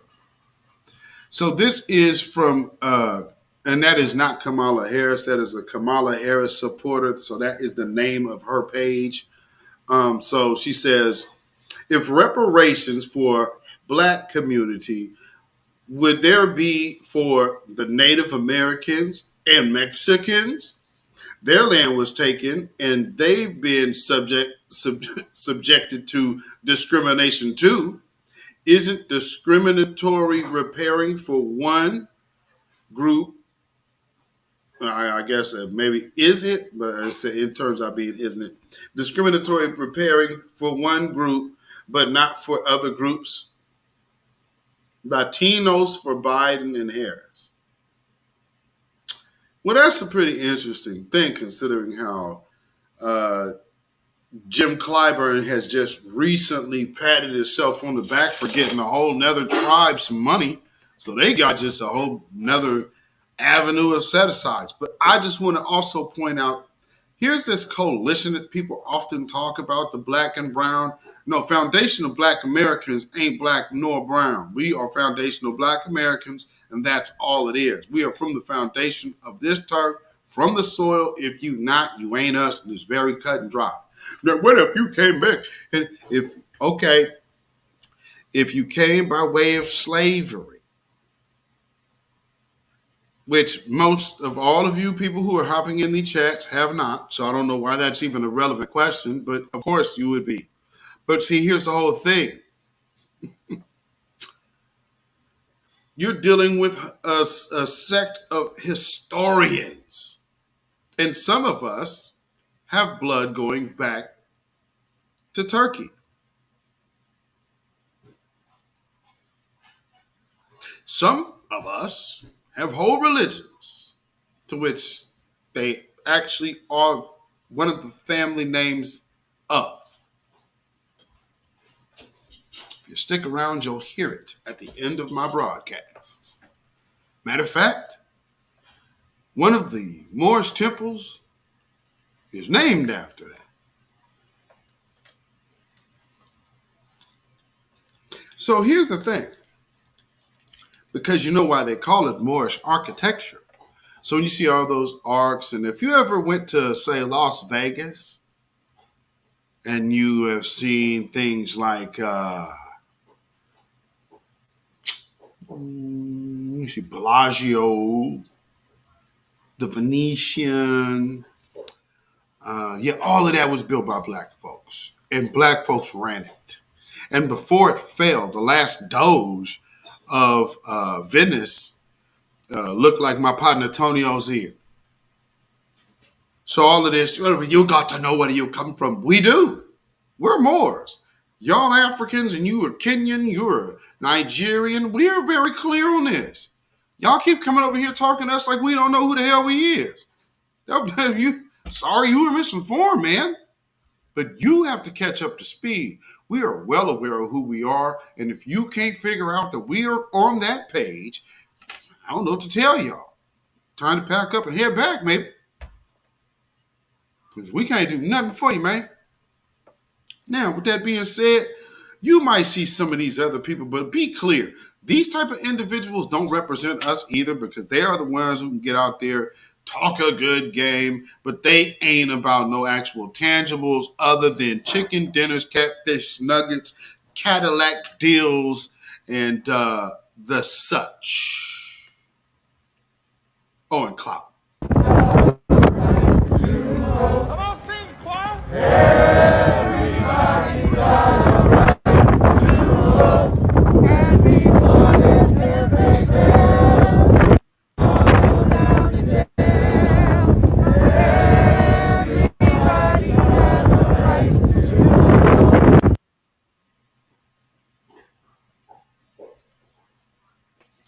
These Negroes out here singing about voting on Martin Luther King Day. So once again, we will be revisiting, and I might do a space about this. I've been talking about this, so I'm gonna do a space about the Dr. Martin Luther King Reparations Act, and see what. I think that would be pretty interesting. Because, see, here's something else that I see in doing this. This cuts out all the bullshit. Dr. Martin Luther King, without question, is a foundational Black American. So this law here has attachment to slavery, to Jim Crow, to civil rights. More than all of that damn singing they were just doing, but, understanding who is entitled to reparations. It just simply needs to be put that it is foundational Black Americans. None of the people on this list qualify. None of the people on this list qualifies. Because in the meantime, foundational Black Americans are still getting hit with this. But, again, you guys, and see, that's why I played the Joy Reid piece, because Joy Reid obviously knows better. But what does she tell you to do? Well, she tell you the same thing that this portly gentleman always likes to tell you. Vote or you stuck on stupid. Now, see, again, for all of you across the diaspora, here's another issue that we have with you. We know that the only thing that is in your mind to do as soon as you touch American soil is do this.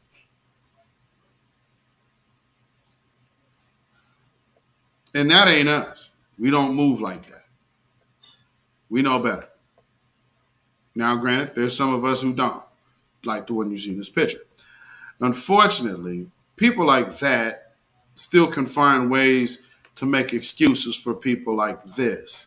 And of course, if you don't know who this is because you're so educated about what our history is and interaction is with white supremacy here in America, well, then I will tell you, you are not as educated as you claim to be. And then again, that just exposes you as a dusty grifter. And hell no, you ain't getting none of our reparations. I hear you knocking, but you can't come in. Because you know what I'm saying? Every time we trying to get a hold of all, here y'all go. You guys are not oppressed. You're lazy, that's all it is. Go get jobs, work. I am oppressed. The white people are oppressing me. Where are they to oppress you? Well, I'll tell you why. Because we are David Ruffin. What happened to this damn group? Nobody's bigger than the group. Y'all ain't stupid. I'm the one selling the records. They coming to see me. They coming to see the Temptations. Ain't nobody coming to see you, Otis. You wish you could work it the way I do. Because we are the salt of the earth. We all got melanin, but we all ain't got soul.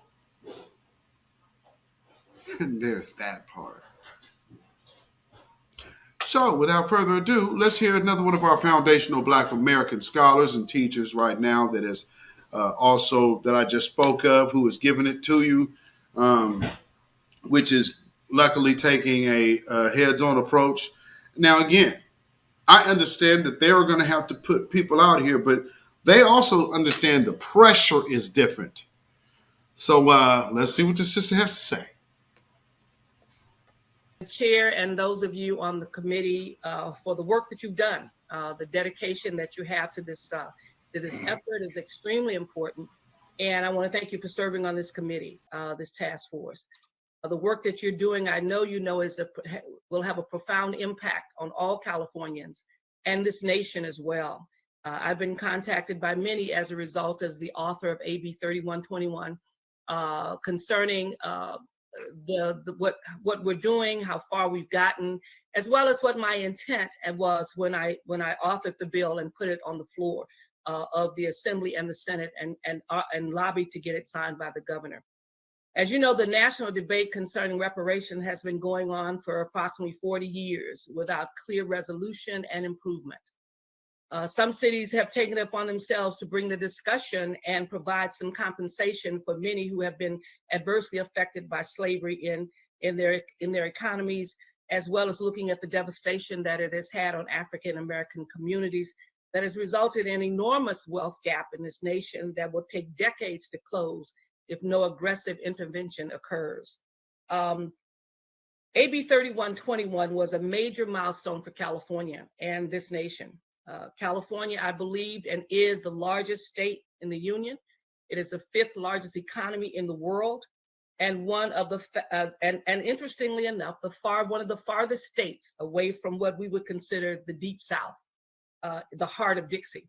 However, the information you have discovered in your hearing shows that even being as far away from Dixie as one could possibly get physically, California nonetheless has been impacted by the system of slavery, and those who live in California have been the victims of systems, whether it's Jim Crow laws or restrictions in housing or being placed in schools that were dysfunctional and so forth and so on, that there was no hiding place from slavery in this nation. And so it becomes important and even an example for the rest of the nation, hopefully to begin to look at themselves, because if California, as far as we were, if slavery was as pervasive here as it is across the nation, it says that clearly there needs to be a lot more work done in other states, and there needs to be a national effort at that. Now, you can't even argue with that. I'm going to let this run some more because a lot of you people need to understand what's really happening. And so, get your understanding and get your understanding together about what we're discussing and talking about. So she's breaking it down brilliantly. We shall continue. Some ask me, why didn't we do the national effort? And I had to say what so often has been said: how long, not long, can we wait for some resolution to the issue? Langston Hughes talked about waiting for things that are so long that before you know it, the dogs are biting at your door, because obviously others are still organizing against you as you make an effort to try to be patient, to be thoughtful, and to try to move an agenda. So it is important, as I've indicated to so many, when I authored AB 3121, that I realized that many of the issues that are going to be addressed in this bill have not been resolved. There are a lot of unresolved issues, but I realized that it would have taken a lifetime of conversation and discussion for me to resolve them all. And by then I would not have the opportunity to author this bill and get it passed in the houses. I always say we will not let the perfect be the enemy of the good. If every system we has some challenges and some flaws and some issues that have to be worked out. If we solved all of those issues before we gave any unemployment check, we would have people across this nation suffering as a result of the virus, because it is an imperfect system. And yet there are many who may take advantage of it, but the vast majority will benefit from it. And so it was in that spirit that I did not make an attempt to solve all of the issues that people wanted me to solve. I listened to conversations from many, but I realized that there was no greater time and no greater opportunity than now for the bill for reparations to be brought to California and resolved here at this time, given the politics of California, given the efforts that I had made with so many strides in terms of getting ethnic studies and all those. Now, see, in the midst of all of this happening and all the stuff that we have people doing, we need more politicians like this speaking in Washington. Because this ain't no Sheila Jackson Lee Bulls. Like, this woman is giving up some game. Kinds of bills into California, that this was the time, and no better person than myself, because I have generally been relatively courageous about those issues that are important and challenging to California to do so. So with that in mind, this is not a perfect bill. It's a good bill. And it requires from you the kind of conversation that needs to happen about who gets what. And so I want to share with you today my thinking and my conversation that occurred as I was authoring the bill, interacting with a number of communities and groups to help you understand what takes place. Slavery surely had an impact on the African. There is no question. Being denied access to one's worth, in other words, the ability to work and make money, kept generations of Africans in dire poverty. We provided free labor to this country for hundreds of years. And that had an impact upon us as a population, as a people. If you ever get a chance to listen to the voices of former slaves that were recorded in the 1930s as a result of the New Deal and efforts to come out of depression, there were a number of anthropologists who recorded the voices of those who had been slaves. And when you listen to it on the Smithsonian tapes, those tapes were basically ruined because of weather, but they kept them. And because of digitization, now we have the voices of slaves that we can hear. It is interesting as you listen to it that they say very clearly that when slavery ended, when slavery was no longer legal, they literally had nothing but the scraps on their back. They didn't own any property. They did not own any equipment. They owned no land. They had no sense of direction. So often they could tell the North and the South because of the sun and the things they'd heard, but they had nothing. They had no place to sleep, no place to stay. And as a result of that, most of them only had the skills of farming, which became the foundation for the sharecropping system. The few Africans who worked in the big house knew that they knew how to serve and how to iron clothes and how to wait on individuals. And they were the first ones who left because they knew when the research was done that they had sat in the big house and listened to the plans for sharecropping. And they knew it would be no more than another wave of slavery, a different kind of slavery. And so those who had skills left and went north. And they're trying to create for themselves a position of service in terms of having some level of business or working in houses because they knew how to do that. But the vast majority of them basically ended up being sharecroppers, the victims of a system that kept them forever poor. And I know that because my grandfather was a sharecropper, and my great-grandfather, who was born in slavery, was also a sharecropper, and my daddy was a sharecropper. And thus, when my family left in August of 1951, Arkansas, in the middle of the night, running from the Klan, it was because the sharecropping system was so brutal and was unrelenting, and therefore left him with nothing but poverty. Now, what did I tell y'all about some of us that had to end up coming out west, and especially coming out north out here? My family hails from Arkansas. You know, not everybody was taking it. I'll just put it to you like that. So some of our ancestors had to find a new place of peace, shall we say. The end of slavery also increased brutality to Blacks, so that those who suffered in slavery also suffered the brutality that existed. One researcher talked about the fact that when you were a slave, you had economic value. If anyone hit you, hurt you, or shot you, they would have to pay your master for your body, for what your labor would have been.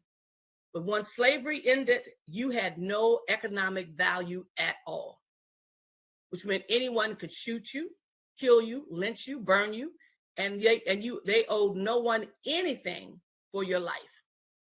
And so that made Africans even more vulnerable as a result of the system that came into existence in terms of the Jim Crow laws that were there. So the ability to exercise your constitutional right to vote, the appearance in courts, the fighting back, were all tantamount to signing a death sentence for the average African. I could go on recounting the economic and the social indignities that were upheld and supported by the courts in this land. Those became the basis for discussion of who deserves reparations. Slavery was more than a physical condition. The psychological impact it had on the aspirations of Africans was promoted through open violence without protection of the law. Lynching. Okay. I just have to, again, Do you want to be president, ma'am? Ma'am, would you like to be president? Do you want to be the first black president?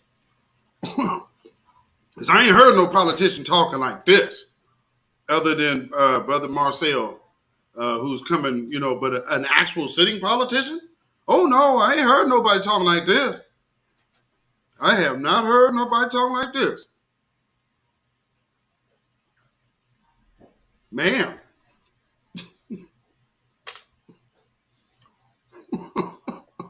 Good grief. And burning to keep Africans in their place caused generations to place limitations on one's ability to strive for excellence. My grandfather was in Arkansas during the Elaine, Arkansas riot. The killings lasted for weeks as Black men were hunted in the fields because they had the audacity to attempt to organize and collectively bargain for fairness at the sharecroppers. The fear of that, the killing of hundreds of Africans and hunting them down for weeks, was designed to create a sense of fear and limitation on the visions of Africans because there was no system to provide them with support. The fear my grandfather felt, I remember as a child, was palatable, and it crippled him and his family's ability to dream beyond the cotton fields. He was dearly, dearly, and direly afraid that his kids would be killed, his sons would be murdered, his wife would be raped, his daughters would have things done to him that he could not defend them. And that in itself created such a tremendous fear and psychological impact that Black people almost did not dream of anything other than mere survival. And that. No, wait a minute. I made a mistake here. Go back. My bad, y'all. Bear with me. Let me fix that. I just had to go back. I mean, she is spitting, and Norma X, boy, you right on time. Boy, you oh, you was in my head. Any politician talking like this wouldn't be voted on in most places unless they started talking, doing something for brown people. Because this woman has not included no one else into our conversation. I'm trying to think. When's the last politician you ever heard that it was just about us? I mean, can you remember one? To where it was just lit like I cannot think of one. I think she's got to check on you, man. I need to see what's like. Who is she? I'm just like new. I'm not part of California, so y'all from California, y'all would know her, be more familiar with her than I am. But I can appreciate the fact that she is speaking real Black in California. I mean, so you talking about Black and brown, like on this West Coast? Oh, they can't say Black without brown. It's like it just rolls off the tongue. So for her to be doing this out here, out West, I'm impressed. I gotta say, I'm impressed because I already know these politicians out here absolutely do not talk like this at all. I'm impressed. Let me see. Hopefully, let me get her back to where she was. Good grief. Let's see. Is she here? Own land and accrue wealth. Their ties are permanently severed from their homeland, and their ability to return to Africa is almost impossible. They are truly, unfortunately, American. I am a living witness to that, having traveled to the continent for dozens of times over the last 30 years, have met and gone to see folks whose villages I'm supposed to know, have interacted supposedly. Wait a minute. I got to go back to my thing. Let me go back a little bit. Let me go back. Aspirations and visions themselves. Okay. There we go. Yep. Father felt, I remember as a child, was palatable, and it crippled him and his family's ability to dream beyond the cotton fields. He was dearly, dearly, and direly afraid that his kids would be killed, his sons would be murdered, his wife would be raped, his daughters would have things done to him that he could not defend them. And that in itself created such a tremendous fear and psychological impact that Black people almost did not dream of anything other than mere survival. And that becomes important as we talk about the impact of slavery versus those who were never slaves, who came to this country from other places, who had aspirations and visions themselves. I often think about Barack Obama. And my theory is always that Barack Obama probably would never have had the aspirations to be president of the United States if one of his parents had been a slave. His father was an African, a Kenyan, who came to this country to go to school. And he was born of a white woman who also had dreams and aspirations of greatness herself. He did not have limitations and fears drilled in his psyche, and thus aspired to become the president of the United States. Reparations is designed to repair and heal the damage done to Africans for 400 years of slavery and Jim Crow. Recent immigrants do not share our common oppression at the same level. And I say this because I have numerous friends who are recent immigrants and a son-in-law who's a recent immigrant.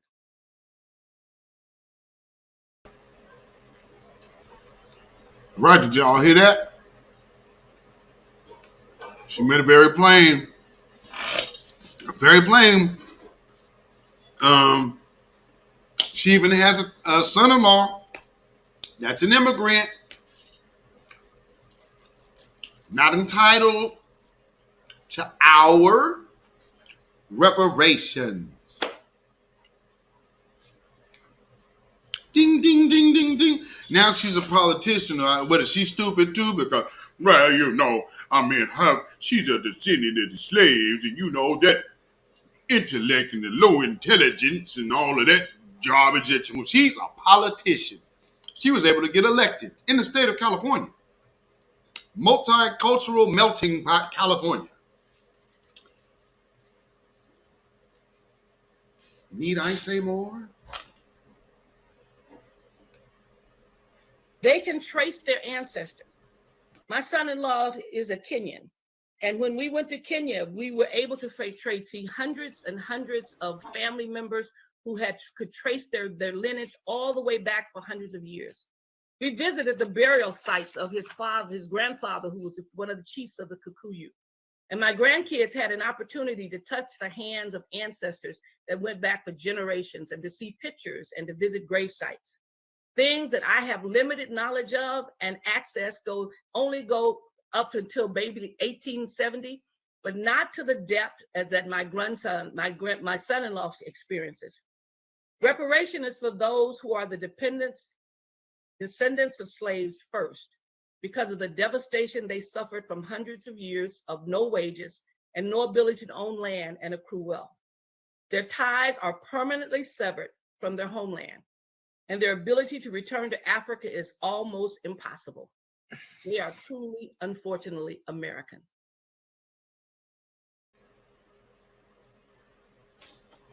Did you hear that part? So when you hop in our spaces and ask that redundant question, our great sister right here brilliantly gave you an educated breakdown of why we feel the way we do. So the answer is clear. When we already feel this way, what she's doing is giving a brilliant explanation of how we feel. So when you come into these spaces and maybe people aren't able to articulate, and then you get your tempers flaring going, okay, fine. Here it is on an academic level. I would love to see a denial or a debate to what she is saying, because this is now officially official. There's a bill for this. Yeah, it's not just a random Twitter conversation. Like so many people want to, you don't dictate to us the power that we take. Because if you didn't notice the word I just used, I nash shit. No. We told you you're out, and now y'all crying. We told you we want Jim Clyburn seat. What'd I say? Anybody want that seat, come get it. New Black Media gets behind your back. You want that old Negro seat, come and get it. Brother Marcel stepped up. All of a sudden, they can't keep Jim Clyburn's name out of their mouth. Marcel ain't got commercial the first. And got him that damn scared that they mentioning this man's name in the White House like he done did something for black folk. Let me tell you something. It's a new day. Y'all better take this power that you are taking. Don't be afraid of it, and don't ever apologize for it. Because you hearing what your family has went through, this is lightweight. These aren't the horror stories, and this is bad enough. Don't tell us that we don't deserve our money, because you are hearing it thorough for yourself. On a scholarly level, why no, immigration does not benefit foundational black Americans, and no one else holds any claim to our reparations. And she just told you why. And she'll continue as well. Because you'll also learn how it's not actually hate. We're just discovering that we are who we are, and this is our situation. And we, as a collective now, have to come together and go from here for us and our sake. Then we can link with you. Then we can link with this. But see, right now, prime example, we are the result, we're the result from slaves from everywhere, right? Well, we're something brand new now. Let us figure that out. First off, we named ourselves. Second of all, we are making our claims to what is needed for our repair. We don't need you. So I don't know what you want to do. I mean, you can go back home or whatever, but you ain't getting on this. This is our thing. Our ancestors' blood is here.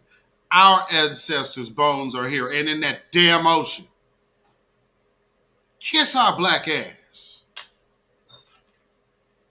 I am a living witness to that, having traveled to the continent for dozens of times over the last 30 years, have met and gone to see folks whose villages I'm supposed to know, have interacted supposedly with former relatives, and I come back each time happy that I went, but clearly aware of the fact that I am truly an American, that slavery stole from me my ancestry and my heritage. And no matter how I wear African clothes as I have, and many of you have been to my house to see my collection of fabulous African art, the reality I come back with every year is that I have nowhere to go but here. That is not the case for those who are immigrants in this country, who come here from Africa, who still maintain their ties and their relationships, who still own land in their homeland, in their country, and can always return and have for them a sense of pride and dignity about who they are and where they are. I remember once in reading a story of the author of They Came Before Columbus. And he was talking about him came before the Mayflower. And he was talking about being in Ghana when Ghana got its freedom in 1960, in the 1960s.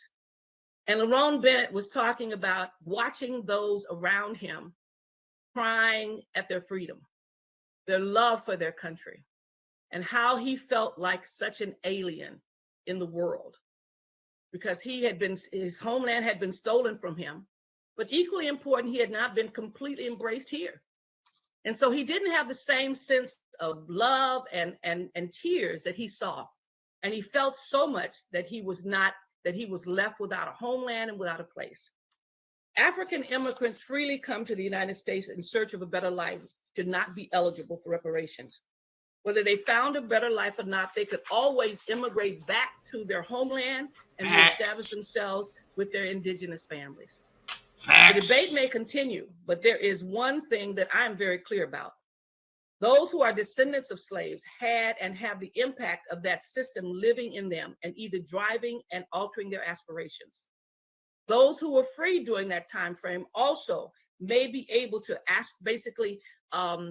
should be able to make their case about themselves, because so often, if you lived here in the 1800s or the 1700s and you were free, you still had the impact of slavery on your life. The ability to move, the ability to own property was often taken away. Many of you have seen the movie 12 Years as a Slave. If you were free, you had to validate your existence every day. You didn't just have to validate your existence, but even still, like I've told y'all, my family was free.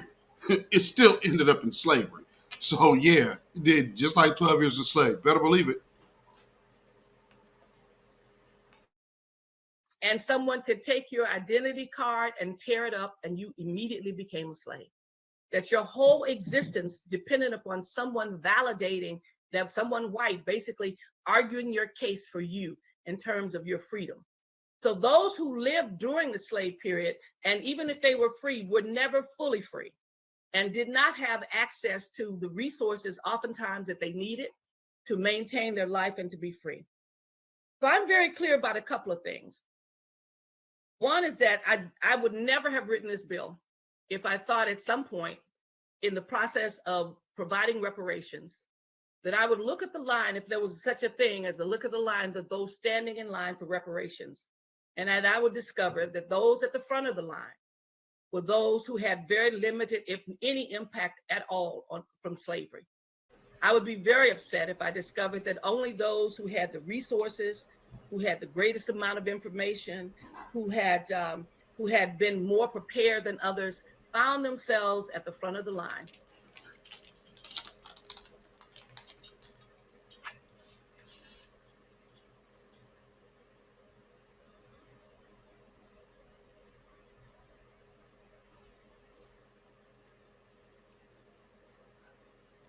I guess you're still gonna blame Tariq, huh? Tariq must have made her say it, huh? Tariq Nasheed made Representative Shirley Weber say this. She's a whole politician, but this book, this man that wrote these books about how to be a player.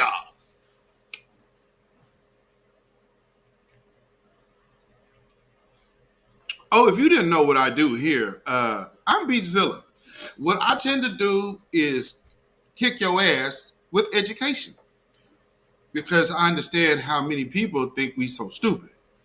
So, hey, I might not necessarily look as smart as I actually am, but you'll learn. So, again, more of our system. And those who suffered the most from generation to generation out of slavery, from poverty and lack of resources, would find themselves once again at the end of the line because they got the message late. We didn't do enough to basically help them to understand that they had been the victims of a poor educational system that did not prepare them for the university. And as a result, they did not benefit from it at all. Kaminsky talks about it. I was reading in your last report, what my staff gave me, that he said it's an issue of not about being Black. It's an issue of descendancy and lineage. And he's absolutely correct. There will be many Black people who do not deserve reparations, but there will be many who, obviously, whose lineage, and they are Black, and their lineage clearly says very strongly that they deserve to have reparations. Reparations is about harm that has been done, its extent, and who basically should have that harm mitigated by some form of repair to that individual. So I hope I'm clear about what I meant at the time. We had conversations, and that's why one of the things talks about basically those who are descendants of slaves being handled first, and others may be secondary. Those others secondary are those who were impacted by slavery, who lived in the United States during slavery, who may have been free, but also had their visions limited because of the slave system itself that did not treat them equal. They were not treated as equal citizens. They had limited ability, and they also could become vulnerable as a result of the system of slavery. Those who came after slavery, who may have experienced Jim Crow, who may have done various things, came here with their lineage intact, came here with their resources intact, and came here oftentimes looking for a better life. We did not. We were kidnapped, brought here against our will. All of our past was taken from us, and we truly have nowhere else to go but here. Thank you.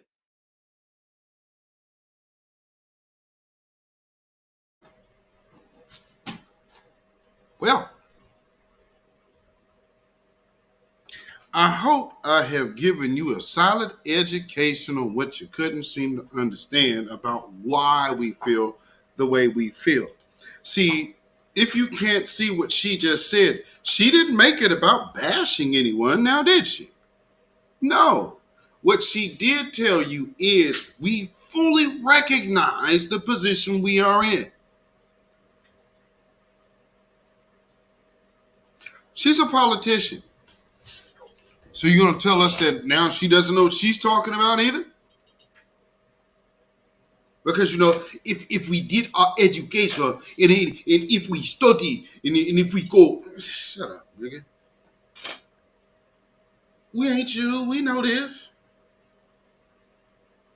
Swagless dress shoes on the basketball. Come on, wear it. If you don't get out of here with that. And then look at it. Oh, y'all, stop. I used to tell sisters all the time, like, because these brothers, the Africans, they like messing with the sisters. Now, what they don't tell you, they come over here and pop all that African queen shit. But what they don't really tell you is that they can't take you back home. Now, you thinking, oh, we all black. He know he can't take your black ass home.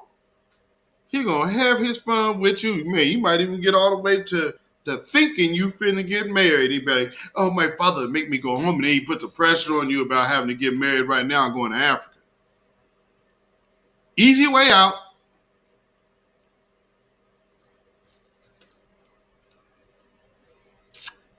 Game. He live in a whole nother continent. So that's already a hard decision for you. So, he gonna come over here, drop that African mumbo jumbo, you're an African queen over in my country. You would be the stop. So he gonna come over here and pounce on your drawers for a hot second and be like, my dad needs me to come back to Africa. But I want you to come with me. You like, I ain't going, leaving all my family. He knew that.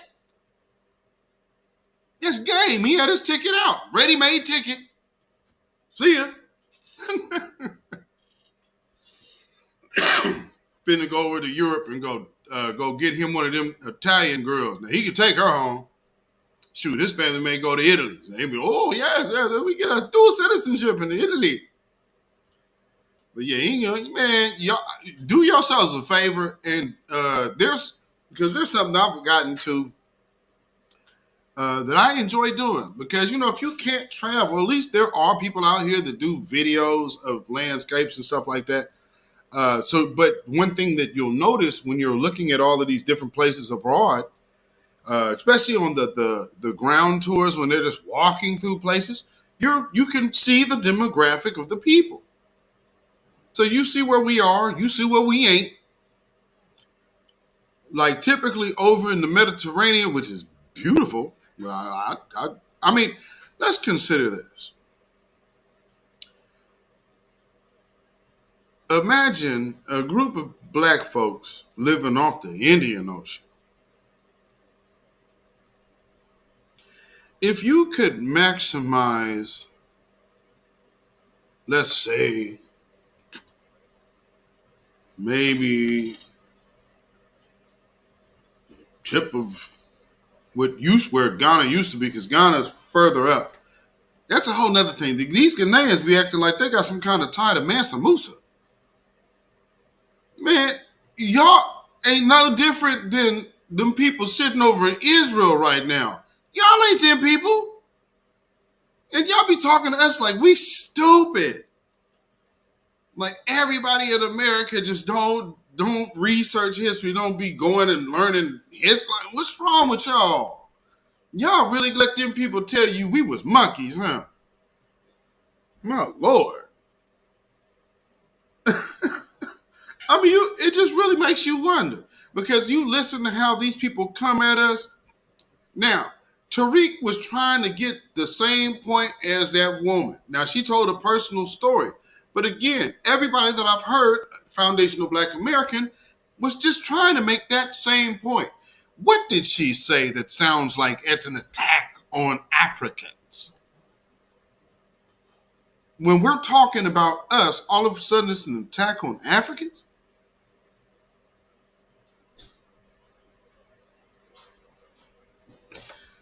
Okay. Let me ask y'all this. I mean, because this is what this sounds like to me. Me and all my moderators are at a function, right? We get one of them sprinters or whatever, right? So we got transportation. So say we out at an event or whatever. Me and my moderators, we all at an event. All right, well, we finna break out. So our little group finna take off, right? Well, I don't expect everybody to come hop in the van with us. I only expect who came with me to be leaving with me. And somehow, if you ain't leaving with us, we've harmed you.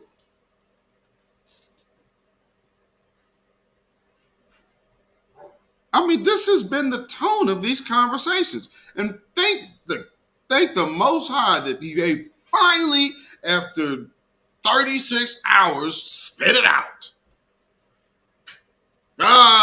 You just can't have those reparations by yourself, niggas. There it is. Thank you. It took this long. It took this long to pull this up out of you. Good grief. Tariq did it though, man. Family. When I tell you we was up all night. Like I think Tariq mentioned it when he was on live earlier. He said that like, man, I think we got off that live at like 4. Man, it was like 4:30. It was close to 4:30. It was like 4:20 in the morning because it was right before the news is about to start. So shoot, I'm probably going to sleep all day tomorrow. But man, I wasn't even tired. It's not like just being there listening to all of it. Me, my moderator, viewer one. Man, yeah, we pulled an all-nighter in that joker. So from the afternoon before my Wednesday program all the way up until this morning. There's been some breaks though, so don't get it twisted. But throughout this time, the different hosts was kind of cycling through. So I mean, it's been a nonstop, and it's been trending like a mug. But they're with good reason because I mean, man, it was so telling of how one person, they can pick one person. Now, I seen when he went to the other group, other people were trying to come in. And one of the East African woman is like, no, I just want Tariq because it seems like he's the main one. And so he's the main one that is projecting this image and blah, blah, blah. I'm like, that's some real fat ass shit. So you trying to make him the leader or something. He's repeatedly said, no, the code is the leader. But I've noticed, this is subliminal gaslighting, targeting type stuff right here. Because number one, this is being done in a space ran by an East African, but you're over here calling out white folks.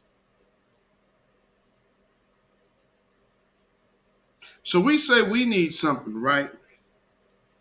All of a sudden, Nigerians are pressed. The Nigerians and Somalians are pressed to call Zaddy. You know, the white supremacists that they fight. You won't fight him, but we come over there looking for a better life. And just because we boss up, and you come over here with all kind of government subsidies. On top of that, I'm a former international banker, so I'm well aware of the breaks that y'all get coming over here. Number one, y'all get business loans. There's a whole program to give you business loans, and also at a certain fixed rate. Also, your home loans come at fixed rates. And then, so that's along with the government money that they're already providing you. Get the hell out of here. You could talk to someone else. And then the nerve of this dude. I'm on a Nokia. You're on a Nokia? Where they sell those at? Where they sell Nokias? And he over here, you see, over here making fun of people with iPhones. I'm gonna tell you, this is a Nokia 4.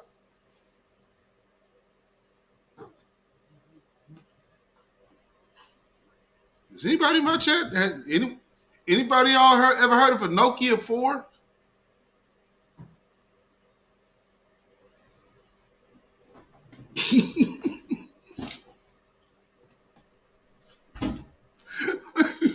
What's a Nokia 4? I guess I have to look that up. I ain't never heard of that one. And he's just saying it all proud, too. And here's another thing. They're really trying to take offense to you're making fun of people's phones. Oh, I got an Android phone. Stop. But I live in America with like strong ass 5G. Matter of fact, I live in Portland, Oregon, so we had 5G about what, a year? Oh, it is. Oh, it is. Oh, you actually are still making phones. Oh, okay, well, you know. Well, I guess you were still somewhat in the game, you know, that Nokia 4.2. Okay. All right. Well, you know, I guess that works on those lasting analog poles that you have over there. Well, you know, I don't know what's over there. Well, if that's 5G, then you probably is in business. T-Mobile did their work. But, you know, just like T-Mobile, so is FBA. Because T-Mobile was smart. They took the loss in the front. Now they run the show. And every international company has to go deal with their system now. So, I really, again, while you popping all that stuff, the fact that you even got that phone, once again, to the people in America, woo-wee, Black Voltron, Reloaded, what's going on, my brother? Yes, sir. Oh, it's all gravy. It's all gravy. Man. Yeah, watch the replay, Black Voltron, because man, I played the whole piece of Shirley Weber.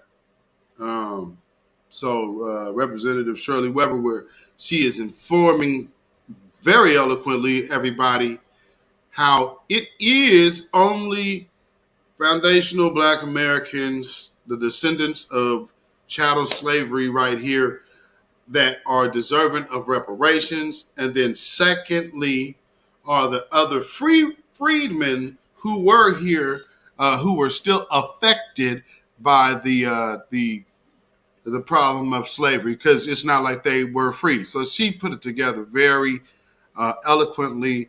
Timing couldn't even be any more fitted. I mean, man, you can't make this up. If this ain't all meant to be, then what it is. She just subsequently goes and does this as there's a whole space with all of these people so upset at us for shutting the door, hashtag securing the tribe, and then she's right there on a Zoom letting it be known very clear. Nah, only one group. And yes, they should be upset if somebody's trying to look and step in front of them and get tangibles. So already giving you the understanding of, well, don't you see how they're already pissed off? That you done gave everybody else tangibles and you just steadily giving out tangibles, but screw these Negroes. So she letting the world know, and she did a brilliant job. I am, man, I've never heard a politician give such a brilliant breakdown like that. It's been a long time since I've heard anybody with ties to these, the old Negro squad that would ever just lay it down like that. So I don't know, maybe she just throwing her gauntlet down. Because, I mean, you know, she might be in that age range to where she recognized them old Negroes going to be dead by the time she really can take some real power. So which way should she go? But I don't know. You know, Black Voltron, you know, you from that neck of the woods, so man, you know, I don't know. I mean, you know, you like I said, if she cool, she just gave a very brilliant presentation. But I can't speak for her record. All of my Californians in the chat, y'all can. Y'all can definitely speak for that. I cannot. But yeah, man, it was man, I'm impressed with that, man. I'm thoroughly pleased. I am thoroughly pleased. Yes, indeed. So you know what? Let me go here. I think I will take a couple calls. Let me see where I can get this number in here. Take me some calls here before we get on out of here, because I have played everything I wanted to play. Because again, a lot of people want to make it about like some kind of dogging out somebody. Well, number one, the question is about immigration. Does immigration that's a whole nother thing. Us asking a question about what benefits us somehow translates into us hating on somebody else. How the hell does that even make any sense? Hey, I'm my babe. Oh wow, you'll be pulling a late nighter, huh? Shout out to all the East Coast family. Y'all some night riders. I appreciate y'all. Y'all some night riders. I looked at, man, New Year's Eve. Y'all brought in New Year's Eve with me.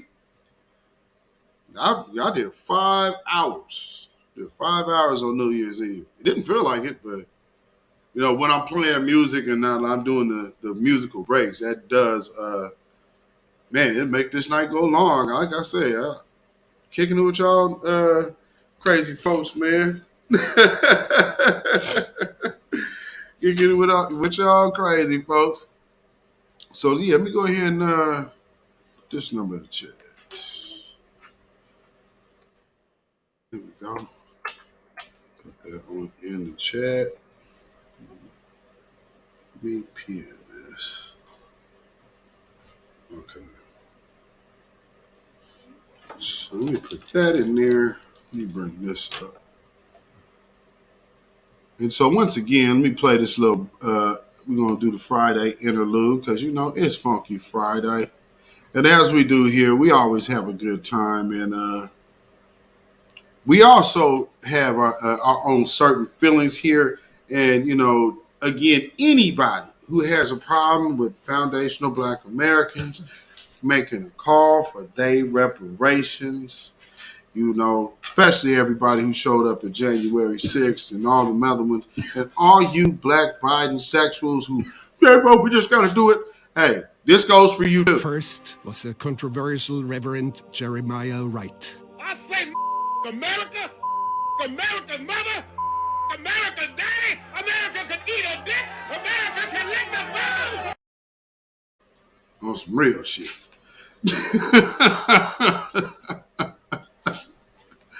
You know, oh my Lord. But unfortunately, we just have 2 minutes just like this. Money.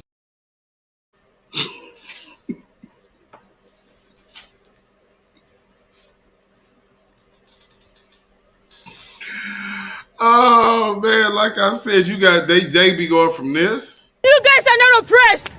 You're lazy, that's all it is. Go get jobs, work. I am oppressed. The white people are oppressing me. Where are they to oppress you?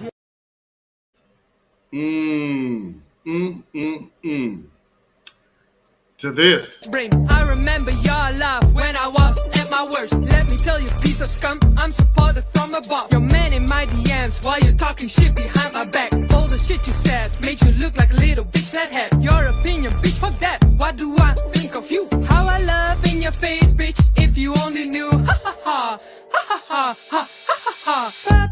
Gang bang, I'm a white boy. I used to bang, but I dropped all that. I dropped it straight up because I'm not going to get in that life and I don't want to be in that life. I want to be a white boy like me and you are. I want to be a regular person.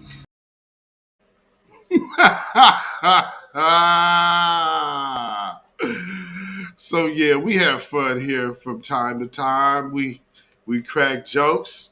You know what I'm saying? So I'm going to bring up this phone here in a second. and I will be right back.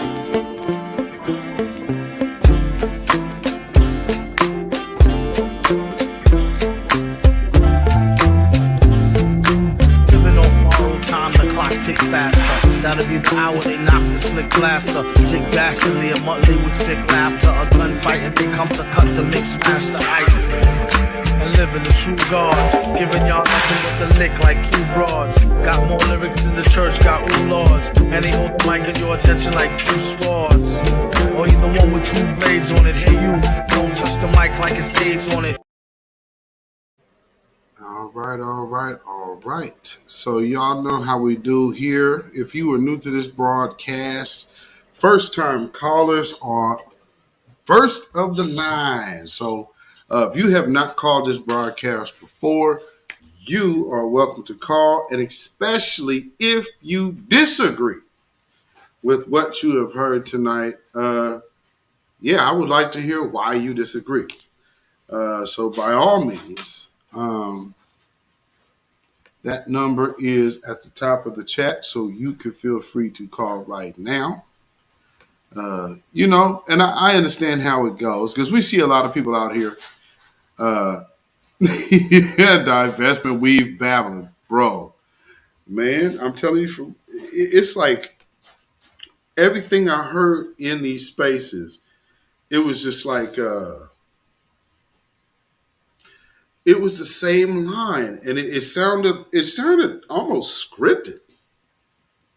So yeah, first come, first serve. But if nobody calls in the next 2 minutes, if nobody no first callers in the next 2 minutes, then the lines are open. So like from what our sister is basically eloquently said, and as much as I wanted to give today a history of our experience in America. And so when people are talking about how we need to reconnect with Africa and all of this, she gave you the full understanding of why. And then she also explained to you why she ain't going, why she didn't even feel connected there.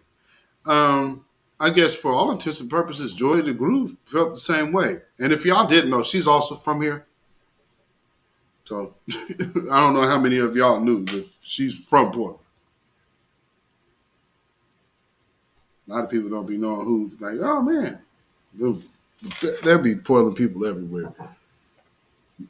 California, there's going to be a California person or a Portland person somewhere. You want to know a Portland person? A Portland person going to be the one white person in the airport that won't stay away from you.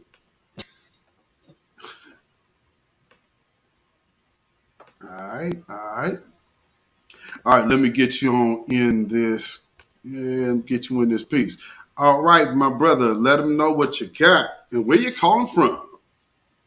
Hey, what's up with it? beatzillapdx. This is Black Voltron Reloaded, calling out West Oakland, California. Yes, sir. In the building.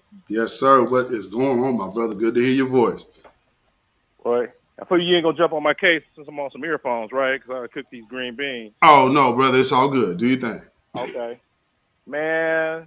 Just this whole day, I missed the original spaces where it had like 20,000 plus people in it with Tariq. It was like 27,000 in that joint. 27,000. Yeah, it was 27,000. Oh wow. Yeah, it was. Feathers going ape shit crazy. Pun intended. Pun intended. Yes, sir. But that was wild this morning. I didn't know Tariq was doing all these spaces and stuff like that. So I was trying to catch him when I could. Right. But the one this morning, not the early one, but the follow up. I mean, not this morning. Yesterday morning. Yeah. I caught that most of the day. Yeah. Let me tell you, they in their feelings, and they still in their feelings. I mean, they start blowing my Twitter up because I said, what had, he asked the question, Tariq did, what has immigration done for foundational Black Americans? He didn't say nothing about Africans. He didn't say nothing about Nigerians. He didn't say nothing about anybody else. Immigration, period. Facts. And, you know, if we as foundational Black Americans look at the totality of, you know, what immigration has done for us, you know, we've had some writers, you know what I'm saying? We had like the Marcus Garveys, Harry Belafonte's, you know, and whatnot, you know, Malcolm X's mom, you know, we've had, you know, Minister Farrakhan, you know, he's son of immigrants and stuff. Yes, sir. But, you know, these are minorities. Let's look at this. These are small minorities to the overall picture, and looks like the majority of them have been extremely, extremely disrespectful, self-serving, and, you know, just all around nasty, you know, to us Atatas, or whatever derogatory name they can make up over there and stuff like that, you know. So, you know, we've been trying to do this Pan-Africans thing for, you know, 60, 80, 90, shit, we really think about it, over 100 years. You know, we've been trying to connect with, you know, actually, if we get down with it, you know, maybe like 200 or 300 years if we, you know, trying to, you know, think about the history of the Haitian Revolution. I was just thinking about, yes, sir. Yes, sir. You know, and, you know, we had some people re-immigrate back to Liberia, but that's only a fraction of the foundational Black Americans that was here. And, you know, we had the Amistad, you know, thing that happened and stuff like that. But they kept bringing that up. Oh, man. But in all, you know, if you talk to, you know, honest immigrants or sons and daughters of immigrants, what do they say? What do their parents tell them? What do their grandparents tell them? Don't fool with us. From foundational Black Americans, they're, you know, they're stupid, they're nasty, they're goofy, they're uncouth, they're very uneducated, they're really bad people, basically white supremacist talking points. And I wanted to get on that space. It's hella bad just to make this particular point.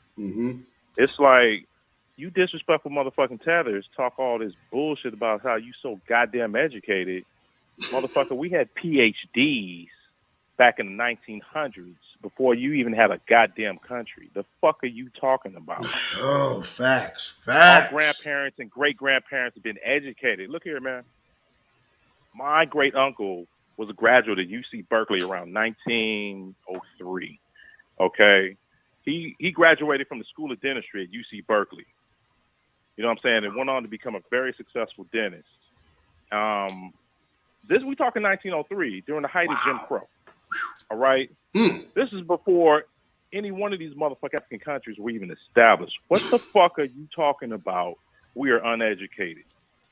We've been educating ourselves since the goddamn Emancipation Proclamation. And as General Grant already proved to us, we are the most educated soldiers in not just the Union Army, but the Confederate Army also during the Civil War.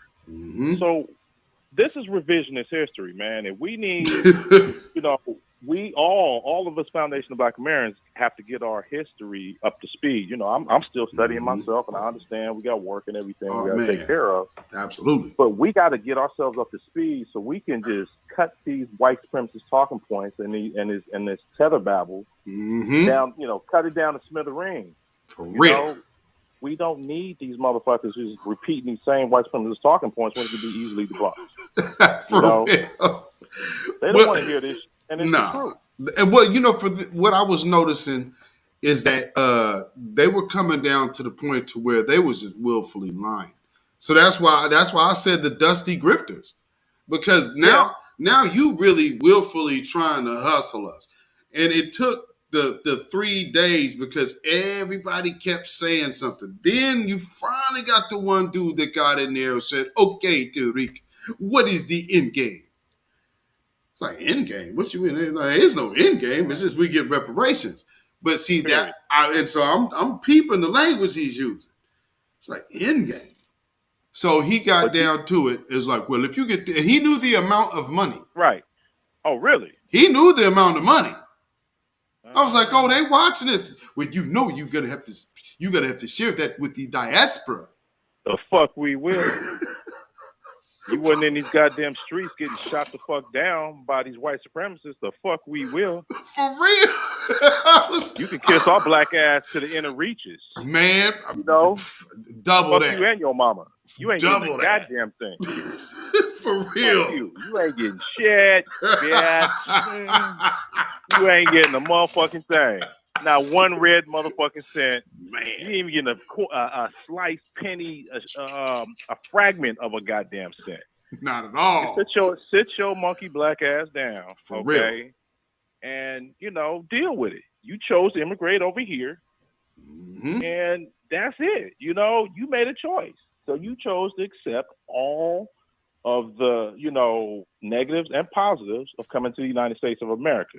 There's one thing I did notice too, Beatzilla, is I don't know if you caught like the spaces yesterday where you had this Nigerian sister came up and she kind of she snitched them out. And she was like, what a lot of, black people and, most people don't know around the world is a lot of these Nigerians, Africans in general, they're not really versed on history, not just, history, period, but their own history, the history of the world, history of Europe, history of Asia, and most specifically, the history of the United States of America. Right. That's the foundation of Black American history. Okay, I'm glad you touched on that. That was another part that came out, family. This Nigerian sister basically told us that how earlier in this broadcast I played for y'all how they were fooling with the education and trying to rewrite history. Well, basically what they're doing over there with the Nigerians is stripping all basically all negative type of history, because she was like, we don't know shit about y'all. Not about like they only know about like civil rights and then we were slaves. Oh, so it's selective enforcement and unequal application of history then. So it's like they're just picking and choosing and, just revising actual history. So then they'll pump them up because while another thing that I discovered is that they over there getting $408 million in subsidies for aid in just the fiscal year of 2021. They got $408 million in aid from the United States to Somalia. So that's just one country. Like, how much of our money is going out? So like that just got me sparked on looking up a whole nother situation. Wow. Now all the receipts are coming out. For real. Hey, now I'm not going to take up your line and stuff. Hey, yes, thanks for letting me call. Yes, and, indeed. Look forward to calling in the future. I'm going to get back down. All right. All right, man. I appreciate it, brother. Thank you, man. Okay. For sure. B1, man. B1 to the fullest. Yes, all sir. the time, every day, FBA, all motherfucking day. Yes, sir. We securing the tribe over here, y'all. All right. Yes, indeed. Anybody international in the building? Any international folks in the building?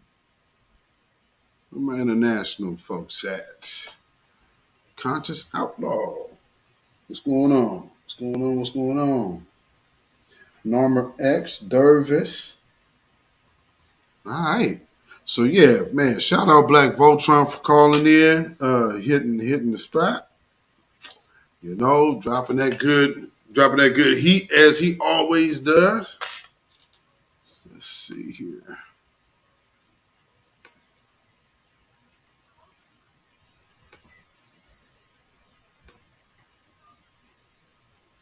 Hey, let me get you on in here just a second. All right. Let them know your name and where you calling from, brother. This is your boy Desmond Works, from DeVille, Louisville, Kentucky. What's going on, Zilla? What's going on, brother? What's going on? Nothing much, man. I was want to call in about the whole, the immigrant thing. I don't understand why they think that we are so jealous of them, or why we hate them when we don't. We helped them get into this country and to, do their thing. I don't know why they keep hating on us, give us some vitriol. When we type of people, we love everybody, even though even when people don't love us. Right. What I'm saying? That's in our nature or whatnot. And it's like kind of it kills me because like I had just left a space that Tweak had just did, like a space a few minutes ago. So I was going in between both, and he basically had one about why they so jealous of us. And we had a couple of one she was a tether. She was basically gaslighting and saying all baloney stuff, and no, that's all they've been doing. Yeah, it's like I'm like putting my head down, like, what? You're not answering the question. Just answer the question. They like going around and beating around the bush and saying that we're not comfortable in our skin, and that's why we hating on them or whatnot. I'm like, we're not hating on y'all. I'm like, we don't pay y'all no mind. Right. We do our own thing. Absolutely. So why hate on y'all? You know what I'm saying? Yeah, absolutely. Well, we're so far removed, so it doesn't really make sense to say that we're even thinking about them, because why would we? You right? know? Because we're not thinking about them. We just started. It was just a conversation that we was like, let's just ask a question. Right. Why do y'all hate? Why was someone vitriol towards us? And then it blew up. And boy, they coming out the woodwork, ain't they? Man, coming every which way. Well, see what it is, and they came, like I said, it all came out when my man came out his mouth with us giving the rest of the diaspora part of our reparations. So yeah, so basically what I've been telling y'all for the last few months with all of this, the grift of reparations, like I saw it coming. So that's why I was like, yeah, we got to close FBA off, and then we deal with everybody outside of that, but you're going to deal with us from the outside. Yeah. So that's how I was seeing it. Like, because if you look at the end of the day, as soon as we even had the fact that talking about getting Jim Clyburn out, they have not kept him off of TV. I mean, and they talking about him, and then what happens is foundational Black Americans turn around and make the conversation the conversation. Yeah. So that took the steam out of all of the old Negroes overnight. Yeah, it did. So now all of a sudden people talking real now, ain't they? Yeah, it sure is. and people real feelings coming out and they getting booty hurt. Oh yeah. Well, but I'm glad they said it so people could hear it. And the real reason why they upset is because we made it clear. We the only ones with our names on these checks. Yep. And that's it. The Africans that Kawana remind me of. You remember on the Disney movie Robin Hood, when the king was every time he got mad he sucked his thumb. He had his little towel in his hand. He kept sucking his thumb and getting mad. That's what he reminded me of. That's what they remind me of. Yes. But you know why? Boy, shoot, I get money and make you do that. Yeah. Because they seeing themselves the faucet is getting cut off. So the golden goose that has been known as foundational Black Americans is saying, nah, we flying on our own. Yeah. Because we tired of trying to pull everybody else up, and then we get put down the bottom. No, it's our turn to do our thing and not try to hit everybody else, because we can only do so much, and then we just like we gotta wash our hands and just do what we gotta do, lift our problems up and situations up. Major facts. And but that's all I wanted though. All right, go ahead. No, I was gonna say because pretty soon I'm gonna be looking out for a space. Cause I want to do a space on the my idea for the reparations plan. So. The Dr. Martin Luther King. Now, if you saw the broadcast I did, I'm going to do another one giving a detailed breakdown because I didn't have a chance to have the PowerPoint. But the breakdown of the Dr. Martin Luther King Reparations Act. So I want to put that out there and just go ahead and start. Because it's a foundational Black American icon. Yep. So that's the reason why I chose that name. Yep. You know that mean Beatzilla. They gonna come in there and be like, look, Nika, you need to stop doing that, Nika. Well, because see what that does is take the African right off of it. Yeah, sure do. I like that. Good idea, Beatzilla. I salute you to that, my brother. I salute you to that. But you know he's gonna be in there. He's gonna be there looking at Nika. Hold on, Nika. Pick it up at Nika. Oh man. Nika. Oh, it's coming. It's coming. It's Man, coming. but yeah, that's all I wanted. That was some of my little love real quick on Yes, the, show sir. some love and talk, chop it up real quick. And I I appreciate you appreciate it. taking my call. All right, man. Appreciate it, brother. B1. All right, you take it. B1, take it easy. Bye. All right, brother. All right, Desmond Works in the house. Yes, indeed. Rain Love. You are absolutely correct. It is our time, and that's what I said, because I have a different it's not just checks, that's one part of it, but restorative justice, that is financial and legal. There are a lot of, number one, you have to release our political prisoners. Because here's a whole nother thing that these people talk crazy to us about. We still have political prisoners in prison right now. We have people doing time in these prisons that they've been in there since the 70s. There ain't no reason why they should still be behind the walls. Let me see here. Got another call coming in. All right. All right, hold on. Let me get you on in the studio real quick. All right. Let them know who you are and where you calling from, brother. My name is Hiram X, and I'm calling from Chicago. All right. Hiram X in the building. What's going on, my brother? What you got?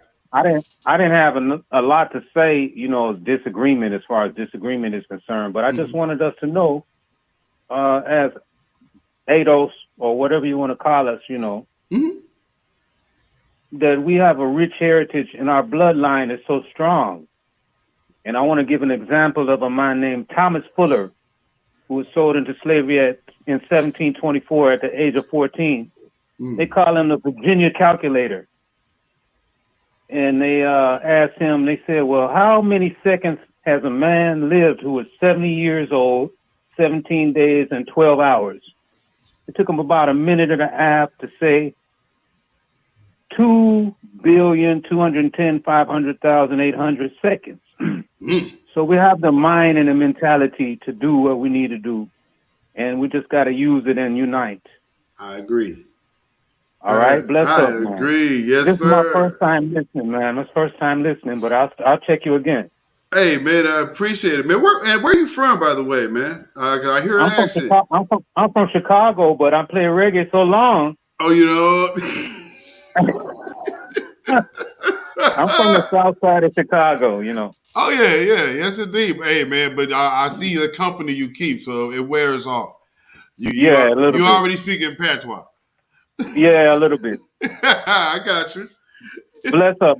Yes, sir, man. Blessings, sir. Be one, man. Yes, indeed. Peace. Hiram X in the house, y'all. Yes, indeed. Trust me, you spend enough time around Islanders, boy, you will start picking up, because them Islanders will always be speaking in their phrasing. So it'll just start becoming, because it'll become rhythmic. So yeah, it'll be there. Yeah, Hiram X, first time caller. I appreciate that, brother. Isaiah 42:22. Rain Love. Dropping them jewels.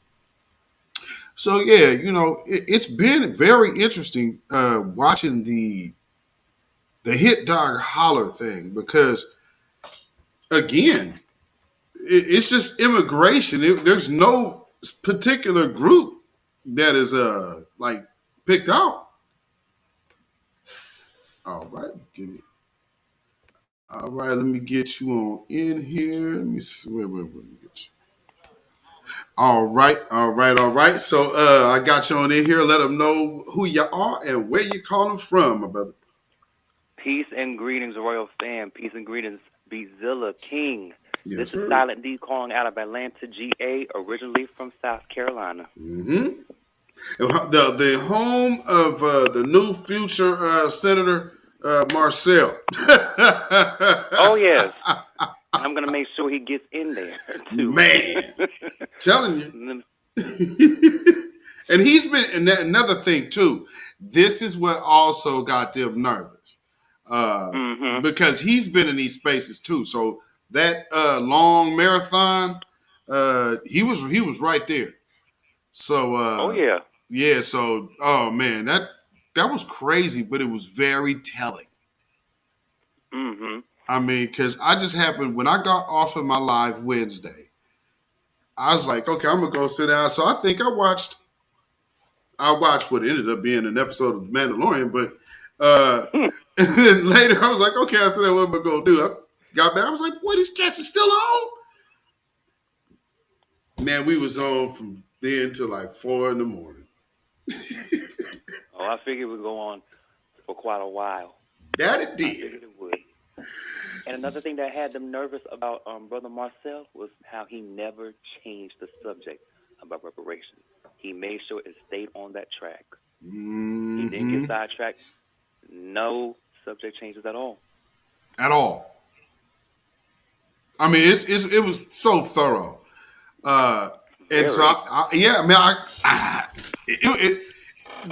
it's been a brilliant last few days.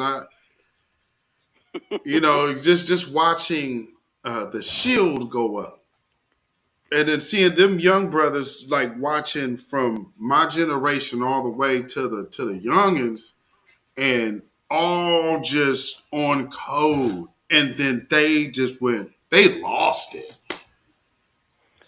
Which leads to the other reason for them to be nervous. We're not falling for the bullshit anymore. We're tired of it, and we're going to get what's owed to us. Speaking of which, let's go ahead and get to the main topic of why I'm calling. Your title, FBA, DOAS, and the Great Dusty Griffin of Reparations and Black Identity. Basically, what we're talking about is that we have immigrants that look like us, but damn sure don't think like us, think they can talk about what we should do with our reparations. And like Brother Black Voltron said, like you said, y'all can kiss our black ass because, one, what the hell did y'all do to even contribute to even get reparations, which is meant for us? Right. Were y'all forced the hell over here? No, the fuck you weren't. You willingly came over to our country, which, let me go ahead and say this. I love every one of my melanated people to the fullest, and I would love to unite with the ones that have the utmost respect. You know?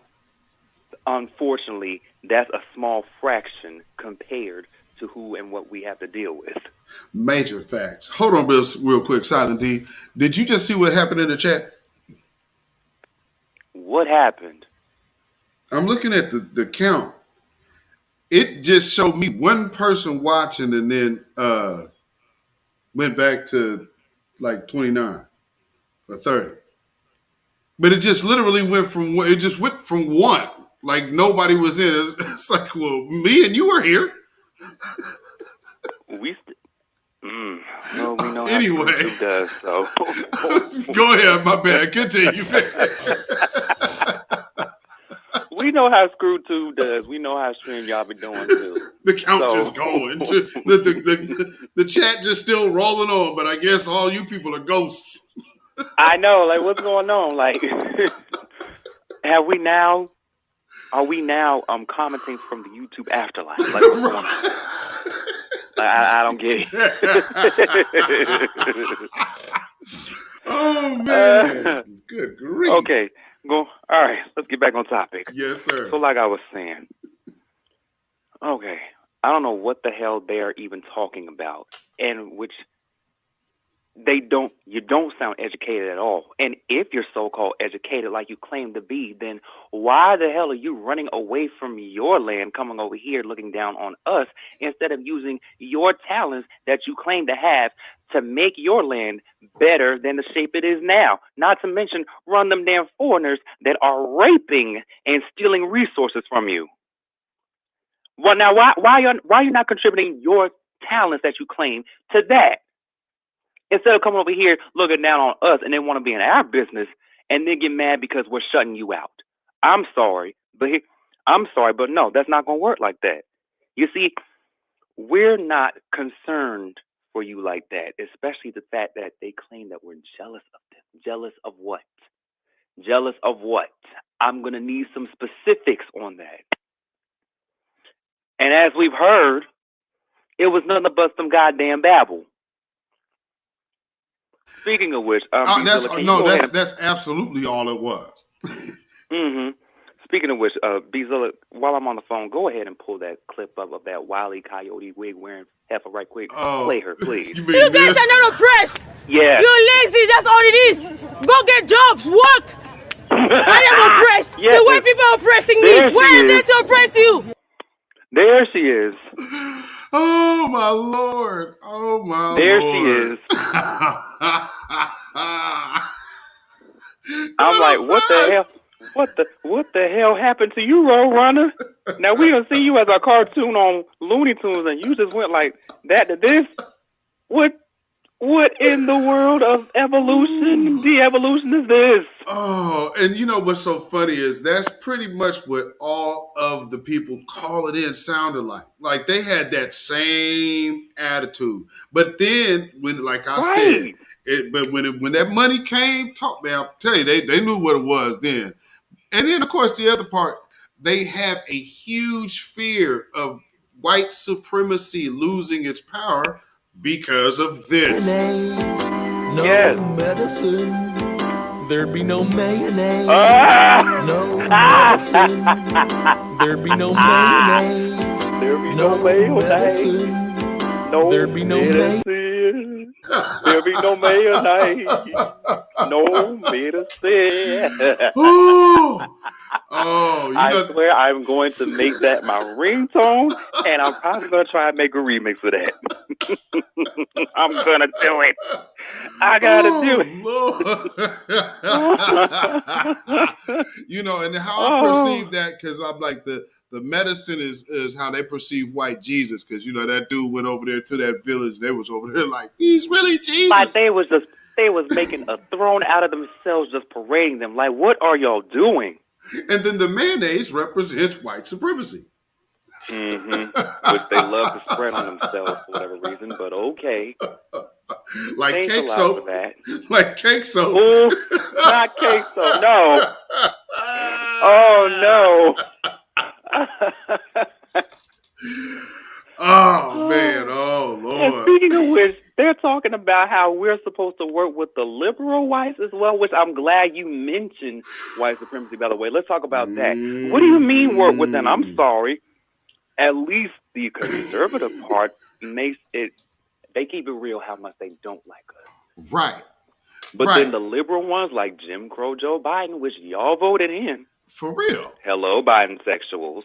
Yes, I mean, I'm coming after you. Look at where that got us. Well, see, now he talking about people like this. Oh, no.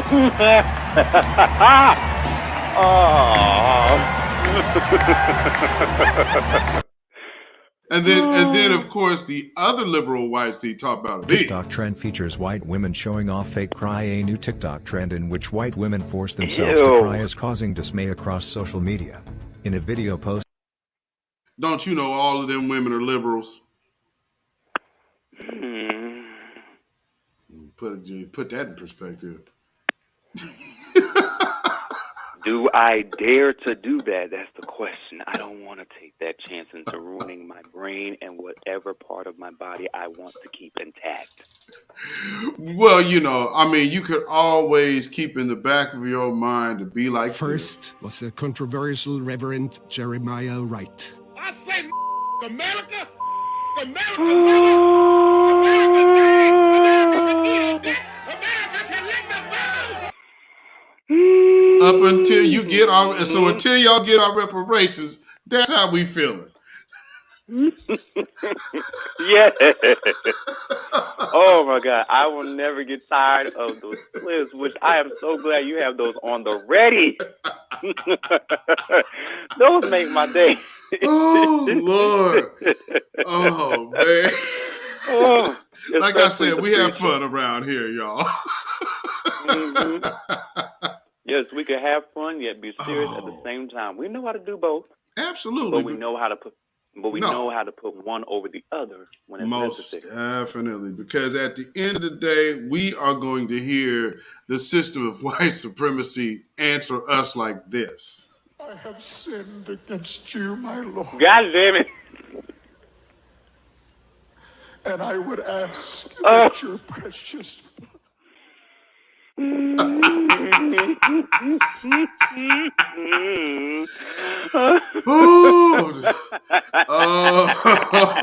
Lordy me. Oh man. So Forgive yeah, me, Lord. what else you For got, I my have brother? So what else you got, my brother? Okay, let me go ahead and shorten this. At the end of the day, nothing's going to stop us from talking about what is owed to us. Thanks. And major props to Sister Shirley Webb, which she needs to be protected at all costs. And also we have to keep an eye on her in case if she does decide to change up. Let's not forget the vetting processes, y'all. Yes, indeedy. Real talk. And she was, and I don't know why people are getting so mad at her, especially when she just did the most articulate mic drop with no bashing. Right. She didn't call out any specific folks. She wasn't trash talking them. She was just saying the issues we're talking about right now. That's the problem. Yes. For us and us only. No splitting it with doing the black and brown coalition, which there was never one. No. And that's what I said. And damn sure not. Oh, sorry, I did not mean to cut you off. No. Sure not splitting it upon the diaspora. Man. Which some folk in the diaspora are looking at y'all like, what in the flying fuck are y'all doing? For real. At least a small fraction of them have sense. Right. Why don't y'all get out the way and let them take over, okay? Man. You guys can just bury yourselves 6 feet deep for all I care. You're dead to me. You know, it's so crazy because I think we have one Latino dude in like 2 days to call in. And then the white Italian dude that was he was initially with the East East African girl. Then he came on over, and that's when if you like, I advise y'all to once y'all get off with me tonight. Once I close out this live, go check out Tariq's video that he just put up a couple hours ago. It's like I think it's something about Scarface. But this is him and his conversation from last night. And just you can hear all the little slick, sly ways he's trying to kind of dirt bag on black people. Just real slick scumbag shit. But I want everybody to take a listen to it so you can educate yourself on because I hope these last few days have been very educational to all of y'all. To see how other people really are. This isn't us in this space telling anybody. This is asking a question and letting it come. Right. And I mean, man, they gave a perfect display of themselves. And while doing it, just can't stop insulting us. That's amazing to me. In what sense is it amazing? The fact that you could come here and the first thing that you have in your mouth, number one, is that you're better than us when you fled from where you were. Oh, yeah. So that when we come here and we get educated, you come here for the education. You don't come here educated. Because if that was the case, then why did you bypass Europe? Well, besides that, Europe ain't either popping either, but you had to come on over here where it's cracking at. Now, why is it cracking here? The only place in the world that has so many of these descendants of slaves. So there is definitely something different about America. But it ain't us, I got us. And they love using that word so fluently. Oh man! Oh, and the other one I just heard. I just got hip to this new one. Jeers or it's something Jeers or with a G. What now? It's something with a G. What the hell is that? What is a G? I don't know what that thing is called. I've never heard of. I guess it's was it East African term or something, or vice versa. West African thing. Yeah. Now look at the Looks like I screen. got some homework to do. Now look at the Okay. screen. Look at the screen. God damn! No. Oh, not this damn cab driver again. I'm taking your job. And you can literally hear that dude's like it sounded like he was getting out of traffic. Oh no, I'm an engineer. Now, here's another thing. Boy, dirtbag grifters lie. That's what makes them dirtbag grifters. So you can expect a lie. So he go, oh, I'm an engineer. No, you're a taxi driver. And you just mad because he picked it out. he heard your fare get in the car.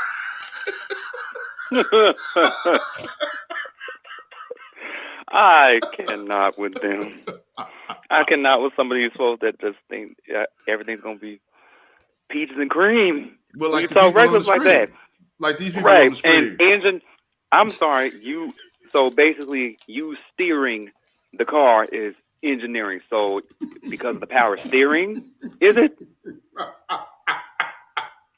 Because you're pressing the gas. That old rack and pinion. The brakes. The rack and pinion steering, like, what? Are you messing with the crankshaft or something? Oh, man. What are you engineering over here, buddy? But look at the screen. look at the screen, though. Oh, yeah, I've seen that one.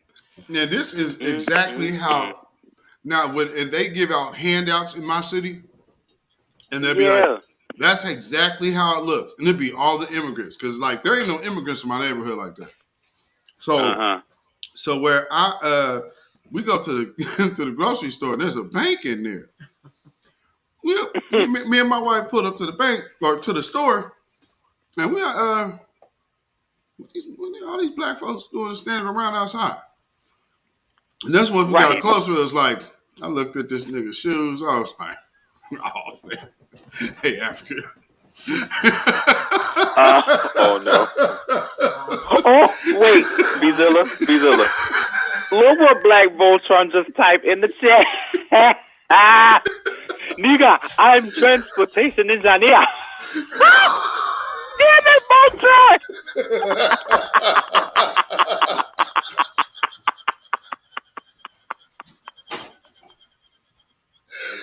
Oh! damn you, Black Voltron! Oh man, see, like, and that's just the thing. That's another thing. You got to have integrity. When you caught dead in the truth, just admit it.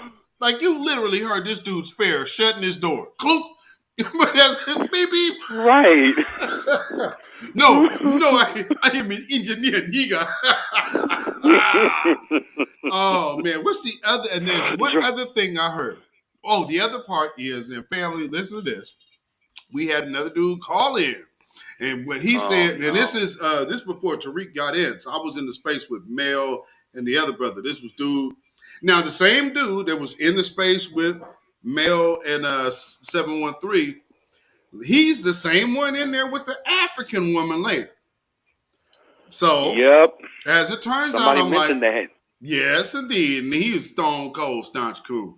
So he over there like, look, but he tried to come in there tough. Now, so what we got to do is we got to come together as black folks, right? So foundational black Americans, we need to come together, right? And then what we going to do is we going to get all our money together and all our resources together. And then we going to go down to Mexico, right? And then we're going to go grab the immigrants and then we're going to bring them up here and teach them right.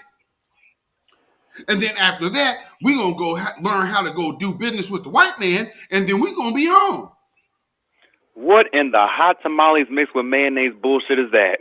Oh, that brother cut him off so smooth. I said, okay. I'm sorry.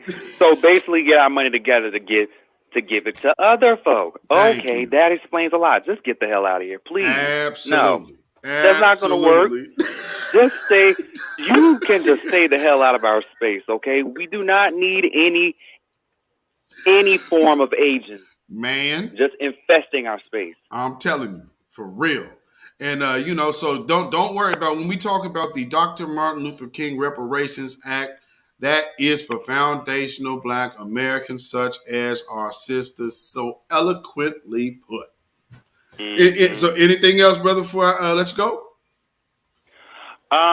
Well, just that. Well, the chat is ruthless, especially for real. Let me see. Hold on. Oh yeah, there you are, Aboriginal woman 61. Drop off that Chipotle. Drop off that Chipotle. Taking your job. And then oh no, Judah Queen got one too. He was dashing Taco Bell orders. Oh damn! With the Cinnabons and Cinnatwist jaw. Oh, with that Baja Blast Mountain Dew. Nacho fries. Oh, y'all crazy. Oh my Lord. I'm like, I heard this dude's I'm hearing this door shut. I'm like, come on, dude, cut it out. And now again, for all that, just a refresher before I let you go, take this last look on the screen and remember this. Mm-hmm. Before they come over here popping slick, talking about, no, you guys just need to work hard. You are sitting in your torn up country still collecting American taxpayer money. Mm-hmm. From the same folk that claim to help you. Now, I don't see how that is. I mean, because ain't no money coming to our neighborhoods from Somalia. But $408 million in a year. $408 million. Hell, that's our down payment right there with interest on top. Shameful. So yeah, brother. So yeah, man. Any last words? I'm gonna need you to hit that. There be no mayonnaise, no medicine, right quick, please. As I hang up the phone. All right. So yeah, I'm gonna get that for you, man. And let's see, where is that? Where you at? There you go. No medicine. There'd be no mayonnaise. Yeah. No medicine. Oh my God. There'd be no. I don't know how you found that clip, but it is beyond golden. It is the holy grail of all clips on the Reddit. Oh my Lord. Oh my goodness. Okay. Actually, Tariq first found that. Go ahead, brother. Wait, he found that? Tariq found that. Oh. Go ahead, brother. All right. As I get off this phone, remember this, world fam. We see what our work is doing. Clear evidence is being shown that we have them on the run, and we need to keep our foot on their necks. And, of course, keep the doors closed. No more cookout invites. No more inviting them into spaces. If you're going to talk reckless, then best believe we're going to push your ass right back. That being said, I bid everyone adieu. All right, and I'll see y'all next time. Be one, everybody. All right, be one, sir. Have a good one, son. You as well. Peace. All right. You know what? All right. I think that might be my last one for this evening. If I have any international callers or non-FBA callers, I'll hold out for a couple of minutes for you while I'm getting ready to close out. So if you're here, you can definitely call in. If not, or a first-time caller. The first-time caller I'll take.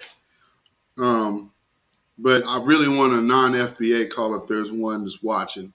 If there is somebody who disagrees with our stance on the immigration, and you did actually hear what the representative of California said, I would like to know. You know what I'm saying? Yeah, because at the end of the day, we don't need nobody trying to get up on our reparations is strictly for us. That is not a shared thing. It wasn't a shared turmoil. It wasn't a shared terror. So it is not going to be a shared repair.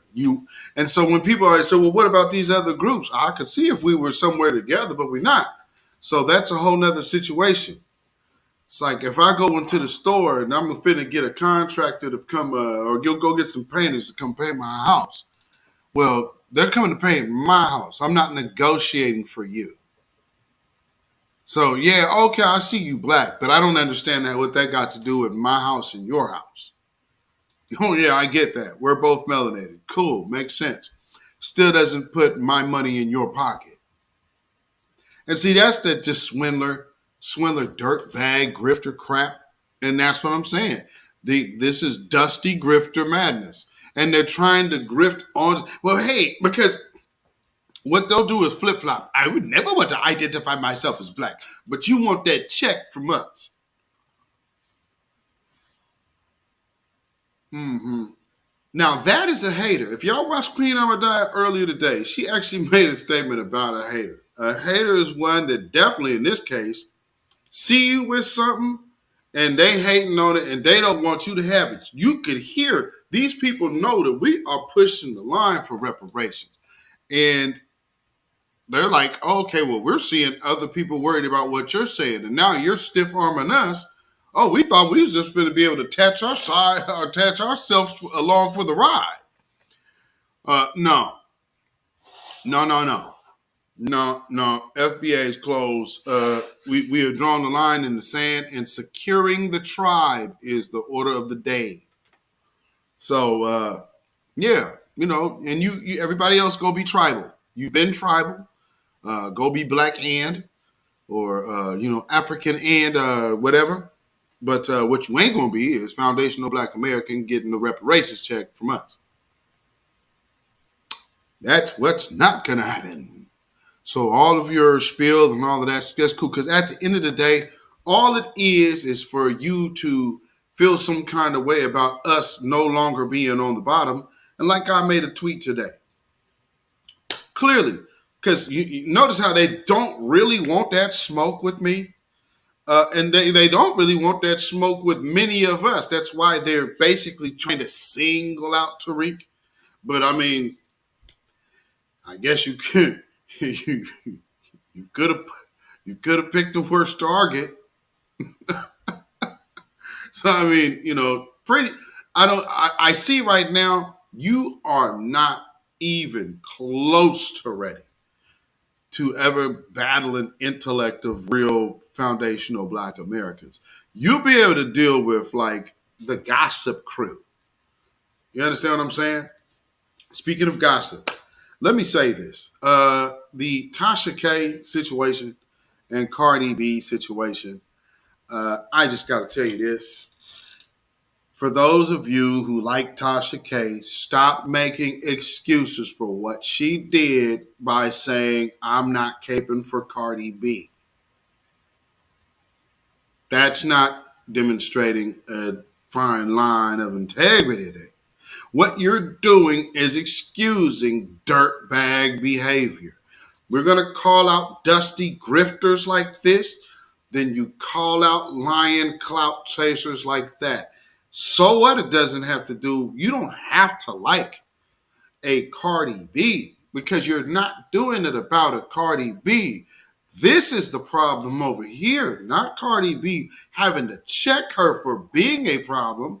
So I need you to understand this. When this person is doing what they're doing, that's just it. So she put herself in this position. And then I see a lot of people doing videos kind of caping for Tasha K.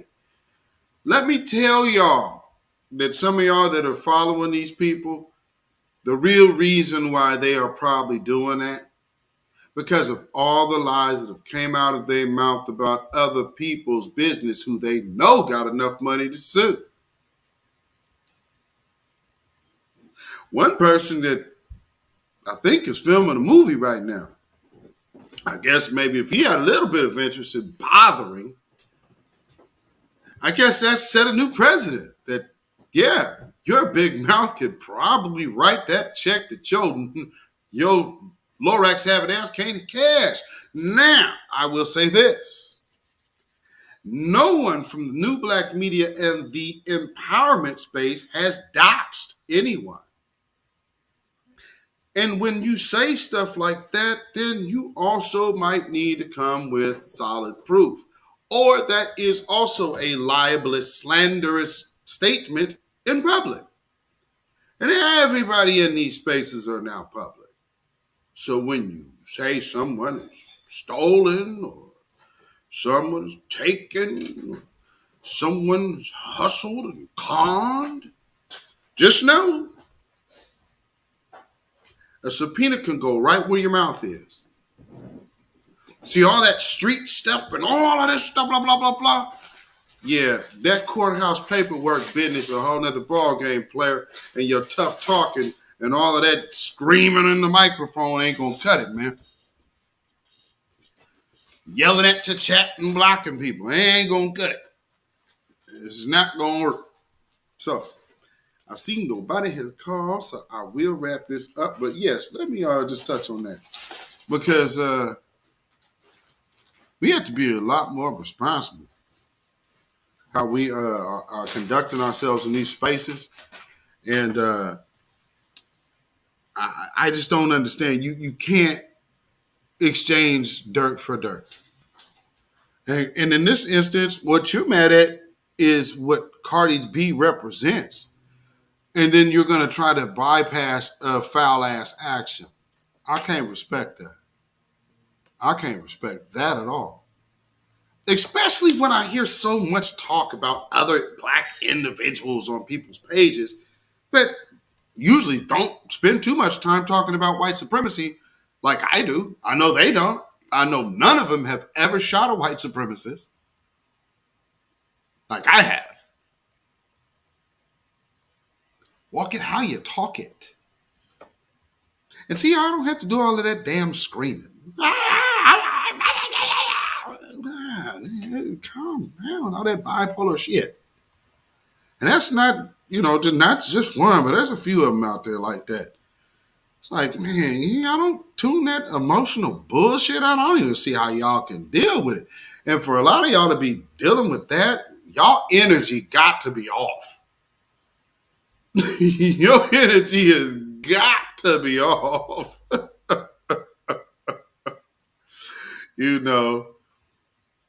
You said you're a Virgin Islander, not to be that's fine. Virgin Islander. I mean, see, the one thing about not being FBA doesn't mean you can't be down with FBA. It just means that you will not be getting cut in on the reparations slice. But, outside of that, no, as long as you black first, you good with me. And truth be told, let's keep it a buck. Especially them islanders. There's a whole class system down there, and majority of them Africans don't even fool with y'all like that. So, they probably treat y'all a little worse than they try to treat us. But they could go over there and kind of flaunt themselves. So, I learned that when I was in Canada. You're like, damn. So y'all just I didn't even recognize. I was like, damn, there's a whole class system in this? That's stupid. That is just dumb. Like, everybody black, and y'all figured out how to way to discriminate against each other. And then that's what's so crazy, like being in the midst of all of these different tribes. And then here we coming in, all we're saying is we're just looking to get tangibles for ourselves. Oh, you're divisive. I mean, we're literally just saying, no, we're not looking to harm anyone else, dog anyone else. We are only looking for, and here's the true question of that, because I don't understand the point. Here's the point. What is the benefit to an empty allyship? So if somebody actually posed the question to everybody like that, because you stand, as long as you stand with black people, it's good. Yellow Cat, she's in Canada. Vince, I am, he over there in the UK. But these are, B1 individuals wherever they are at. And again, people in out in the UK, you have CARICOM. So there's a whole nother situation going on. So truth be told, with the whole CARICOM thing and how the islands are rolling, there could be a major change in financial infrastructure. Maybe this is one of the reasons why the powers that be could probably be looking at now to sink the dollar. Because if CARICOM can succeed as well as American reparations, then that changes the South and North American landscape that changes the entire financial ecosystem. And I'm fully aware of that. And let the chickens come home to roost. Man, it ain't our problem to worry about, truth be told. So I'm not propping up this system or none of that. You give them their money, you can give them ours. Don't confuse nobody with us, and don't confuse our money with their money. Let them get theirs, we're going to get ours. But we not finna ever sit up here and be in a conversation sharing our claim with no one. We rock with you, that's cool. But that don't mean that you going to sit up here and go, you don't walk to the bank with me. No, that's me alone. I'm going to walk up to the teller by myself, hand that slip for myself. Now, yeah, you can wait by the door and you can ride out with me, but when it comes down to the transaction thing, oh yeah, I'm walking up to the teller solo. And that's just how this reparations thing plays out. And that's no hate or besmirching anyone, but that is just a firm stance of us finally looking to go forward together. So once we can get our stuff together, because here's another thing. What y'all want us to do is literally do what you or not do what you did to be established as a country. You had to come together to get yourself established as a country. If I didn't know any better, it seems to me that a lot of people have a lot of interest in us not becoming at least, like what they say, the state of Israel. So at least becoming a state or maybe a micronation. But an entity that could be recognized by the United Nations. So you have the Caribbean, and then you have the American. That changes the seats at the table, and that changes the faces of the seats at the table. So when we look at it in the big picture scheme of things, foundational Black Americans must get their money alone because they suffered alone. No one else went through it. They owe nobody nothing, never should ever have to feel any way about giving somebody else's offspring of their ancestors something that happened to them by these other people to who we also know are wicked. See, for us, we understand white supremacy is global. So you got to go get it from them. I don't need to hear about what America did over there. They ain't shit. And talking to us like we get something that white men get, and you wow. Well, you really haven't even begun even talking to us then. Oh, man. Now, yes, we do have Caribbean. We do have a lot of Caribbean Sambos, unfortunately. We have our own. Don't get it twisted. But let's when we have Caribbean and all these other people who want to come do these type of things to us, typically it is for monetary self-gain. It's always about selfishness. There's never anything that's being brought to us in the form of respect. Right now, we're having even our old music forms that we created and established, and we have all of our own artists that were robbed here. And then you got these people who ain't even been here for 20 years talking about origins of hip hop. Number one, they born in the 90s talking about hip hop started in Jamaica.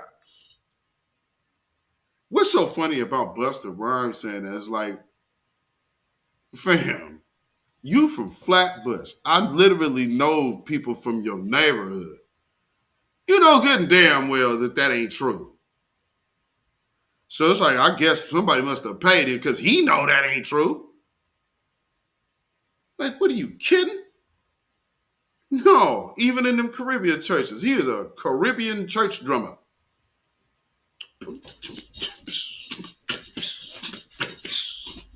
Cut it out. Was y'all playing Funkadelic in church like we was? No. Me, myself, and I, like we was? No. Flashlight, like we was? No. We be playing Cameo, all kind of shit. We kept it funky in church. Matter of fact, one of them we was playing Heavy D, Love Me For Me.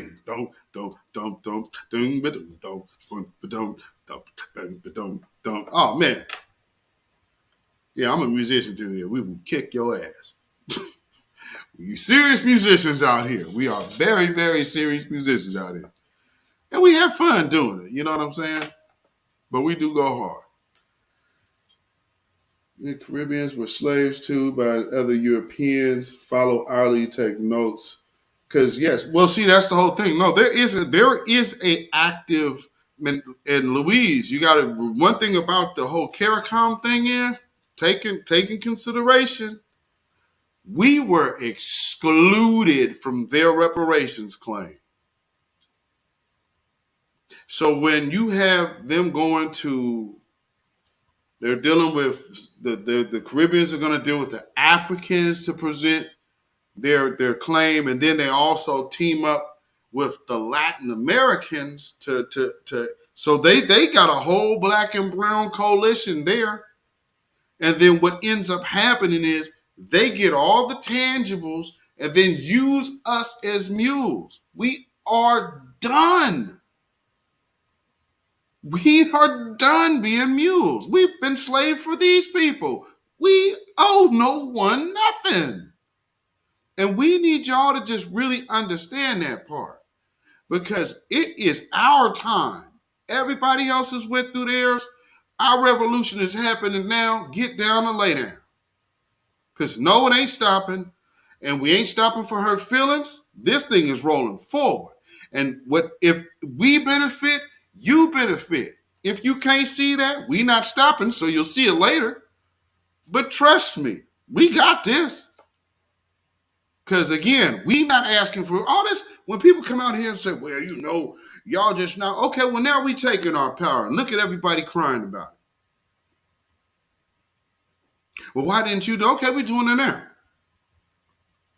Now you see everybody talking about how we're picking on other people when we're only looking at ourselves. That's the biggest thing to understand. We are not worried about no one else's plight right now. We are only worried about ours. We can help you when we are helped. So that's when we have 36 hours of conversation and one question always gets sidestepped. That means everybody there is trying to dirtbag foundational Black Americans. Facts. Because bottom line is, either we benefit or we don't. Where is making a straw man argument of some fictional animosity coming in at? That's liar shit. That is a con and a rat. And no respect or tears or F's will be given to anybody coming to us like that. Because number one, we know what we do. We know what we've done. And we already know this is why we're here. If we went anywhere, give us $50. And I mean, you're not going to tell me nothing, especially sitting over in Somalia getting $408 million of our money every year when you're helping us. That means you would have to be able to at least double the money or say, okay, well, let's cut it in half. Could you at least give half of that money and put it into the Black community here in America? Matter of fact, somebody enlighten me on any Caribbean culture, country, group, or anything that has put money into Black America. I'll wait. So this is a one-sided thing, and the one-sided thing we're saying we're tired of being treated this way and everybody got a problem. If y'all can't see that you were in the wrong, then that means you never had any respect for us to begin with. Green light on all outsiders then. Get down and lay down. We're not going backwards. So it's 2022, not 1922, definitely not 1822. So get used to seeing these black faces in dominant spaces because Babylon is falling. Babylon is falling. And we're going to let it fall while we rise.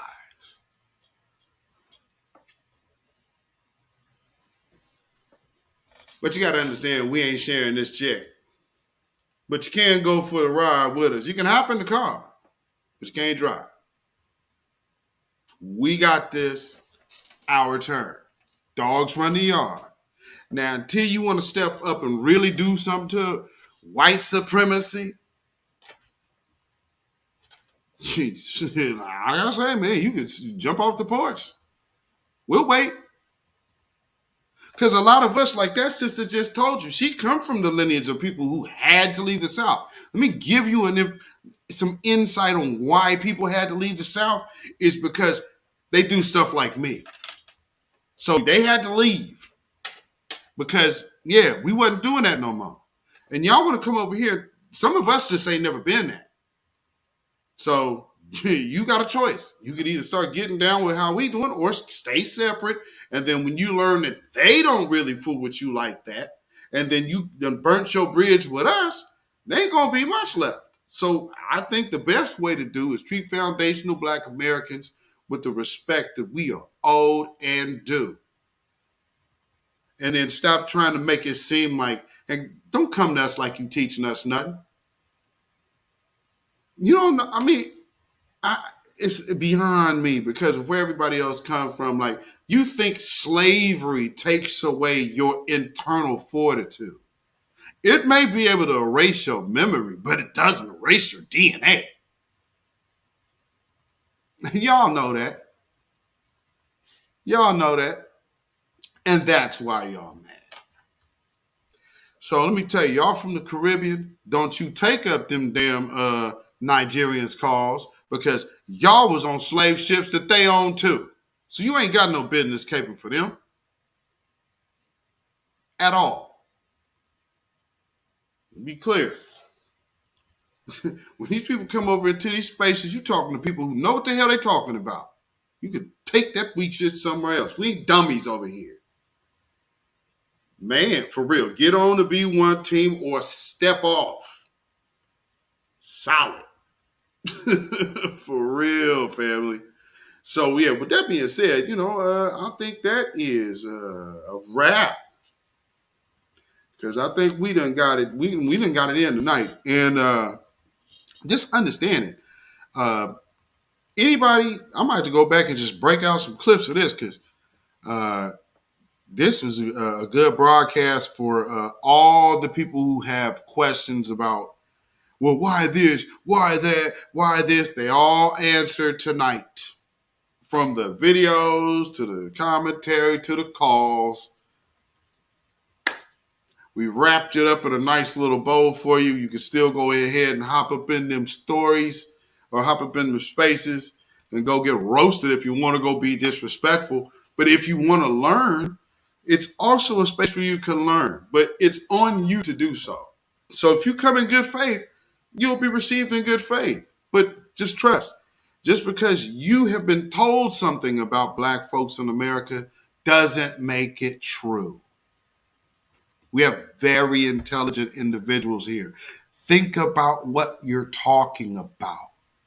Slaves that couldn't read, that built universities, that built monuments, that built Washington, D.C., that built Georgetown University, that built these hospitals without being able to read. And you're going to tell, but you just need to work hard. You got $400 million of our dollars over there. Shut your ass up. Family, you can follow me on Instagram at beatzillapdx. You can follow me on Twitter, beatzillapdx. You can follow me at Facebook, beatzillapdx. and on Melanated People. Oh, wait, also Patreon. Because if I can get all of my videos, if they break them down, then I'm going to upload the uncut versions there. So you can follow me on Patreon, beatzillapdx official. And then Melanated People, that is Michael Beatzilla with more. Of course, you can email me at ourrealtruth@gmail.com. That's ourrealtruth@gmail.com. And if you feel so inclined to put some money in the bucket by way of donation, you can definitely do so at CashApp $beatzillapdx. That is CashApp $beatzillapdx. And of course, we also have PayPal. So you can hit up the PayPal at Zilla Music. That is ZILLAMUZAK. Yes, indeed. Oh, yes. Thank you for calling in, too. Also, Hiram X. And I hope nobody's offended by what I'm saying, because y'all know it's all love. I just need to, I know when money talk time come around and people start everybody's ears perks up. So I gotta let it be known. I love y'all, but the checkbook is only coming out from one group on this one. Now but let us get in position, and then we could be doing more things and more things. Now, if we two different separate groups that now can collaborate as two black different groups versus, see, y'all thinking this way. I'm thinking this way. So let us get ours. Make sense? So yes, indeed. Y'all have a wonderful, safe, blessed, worry-free weekend. And don't be like those guys, because those guys might lose sleep, over this weekend, because they might watch this and be like, wait, no, but what if that happens? Then there'll be no medicine. There'd be no mayonnaise. No medicine. There'd be no no. Oh, Lord, oh, Lord, oh, Lord, oh, Lord, oh, Lord. So remember, we are coming for our check. Money.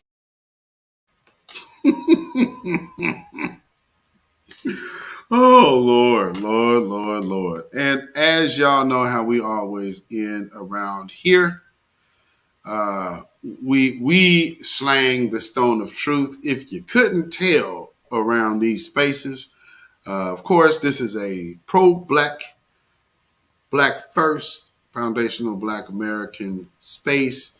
Descendants, like I said, ADOS, I rock with y'all.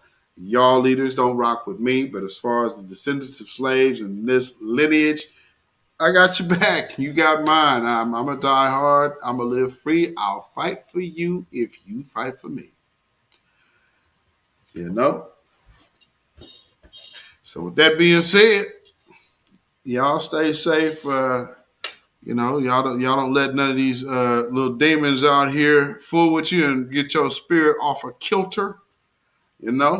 So peace, blessings, power, and protection to all of y'all. Shalom, y'all. When you know who Satan is, yes, sir, you don't have to kill him. No. The stone of truth. Yeah. See, that's what you throw. Yes, right. Allah says, had we wished to take a pastime from before, surely we would have done it. Nay, we cast truth at falsehood till we knock out its brains. Every one of you that knows the truth, stand up and tell it from the mountaintop. Black people can't take it no more. So wherever you are on the job, in the factory, I don't care where you are. If you know the truth, stand up on the truth and tell Satan, who the hell are you to try and pick my friends? Farrakhan is God's man. And you are from the enemy of God. So to hell with you.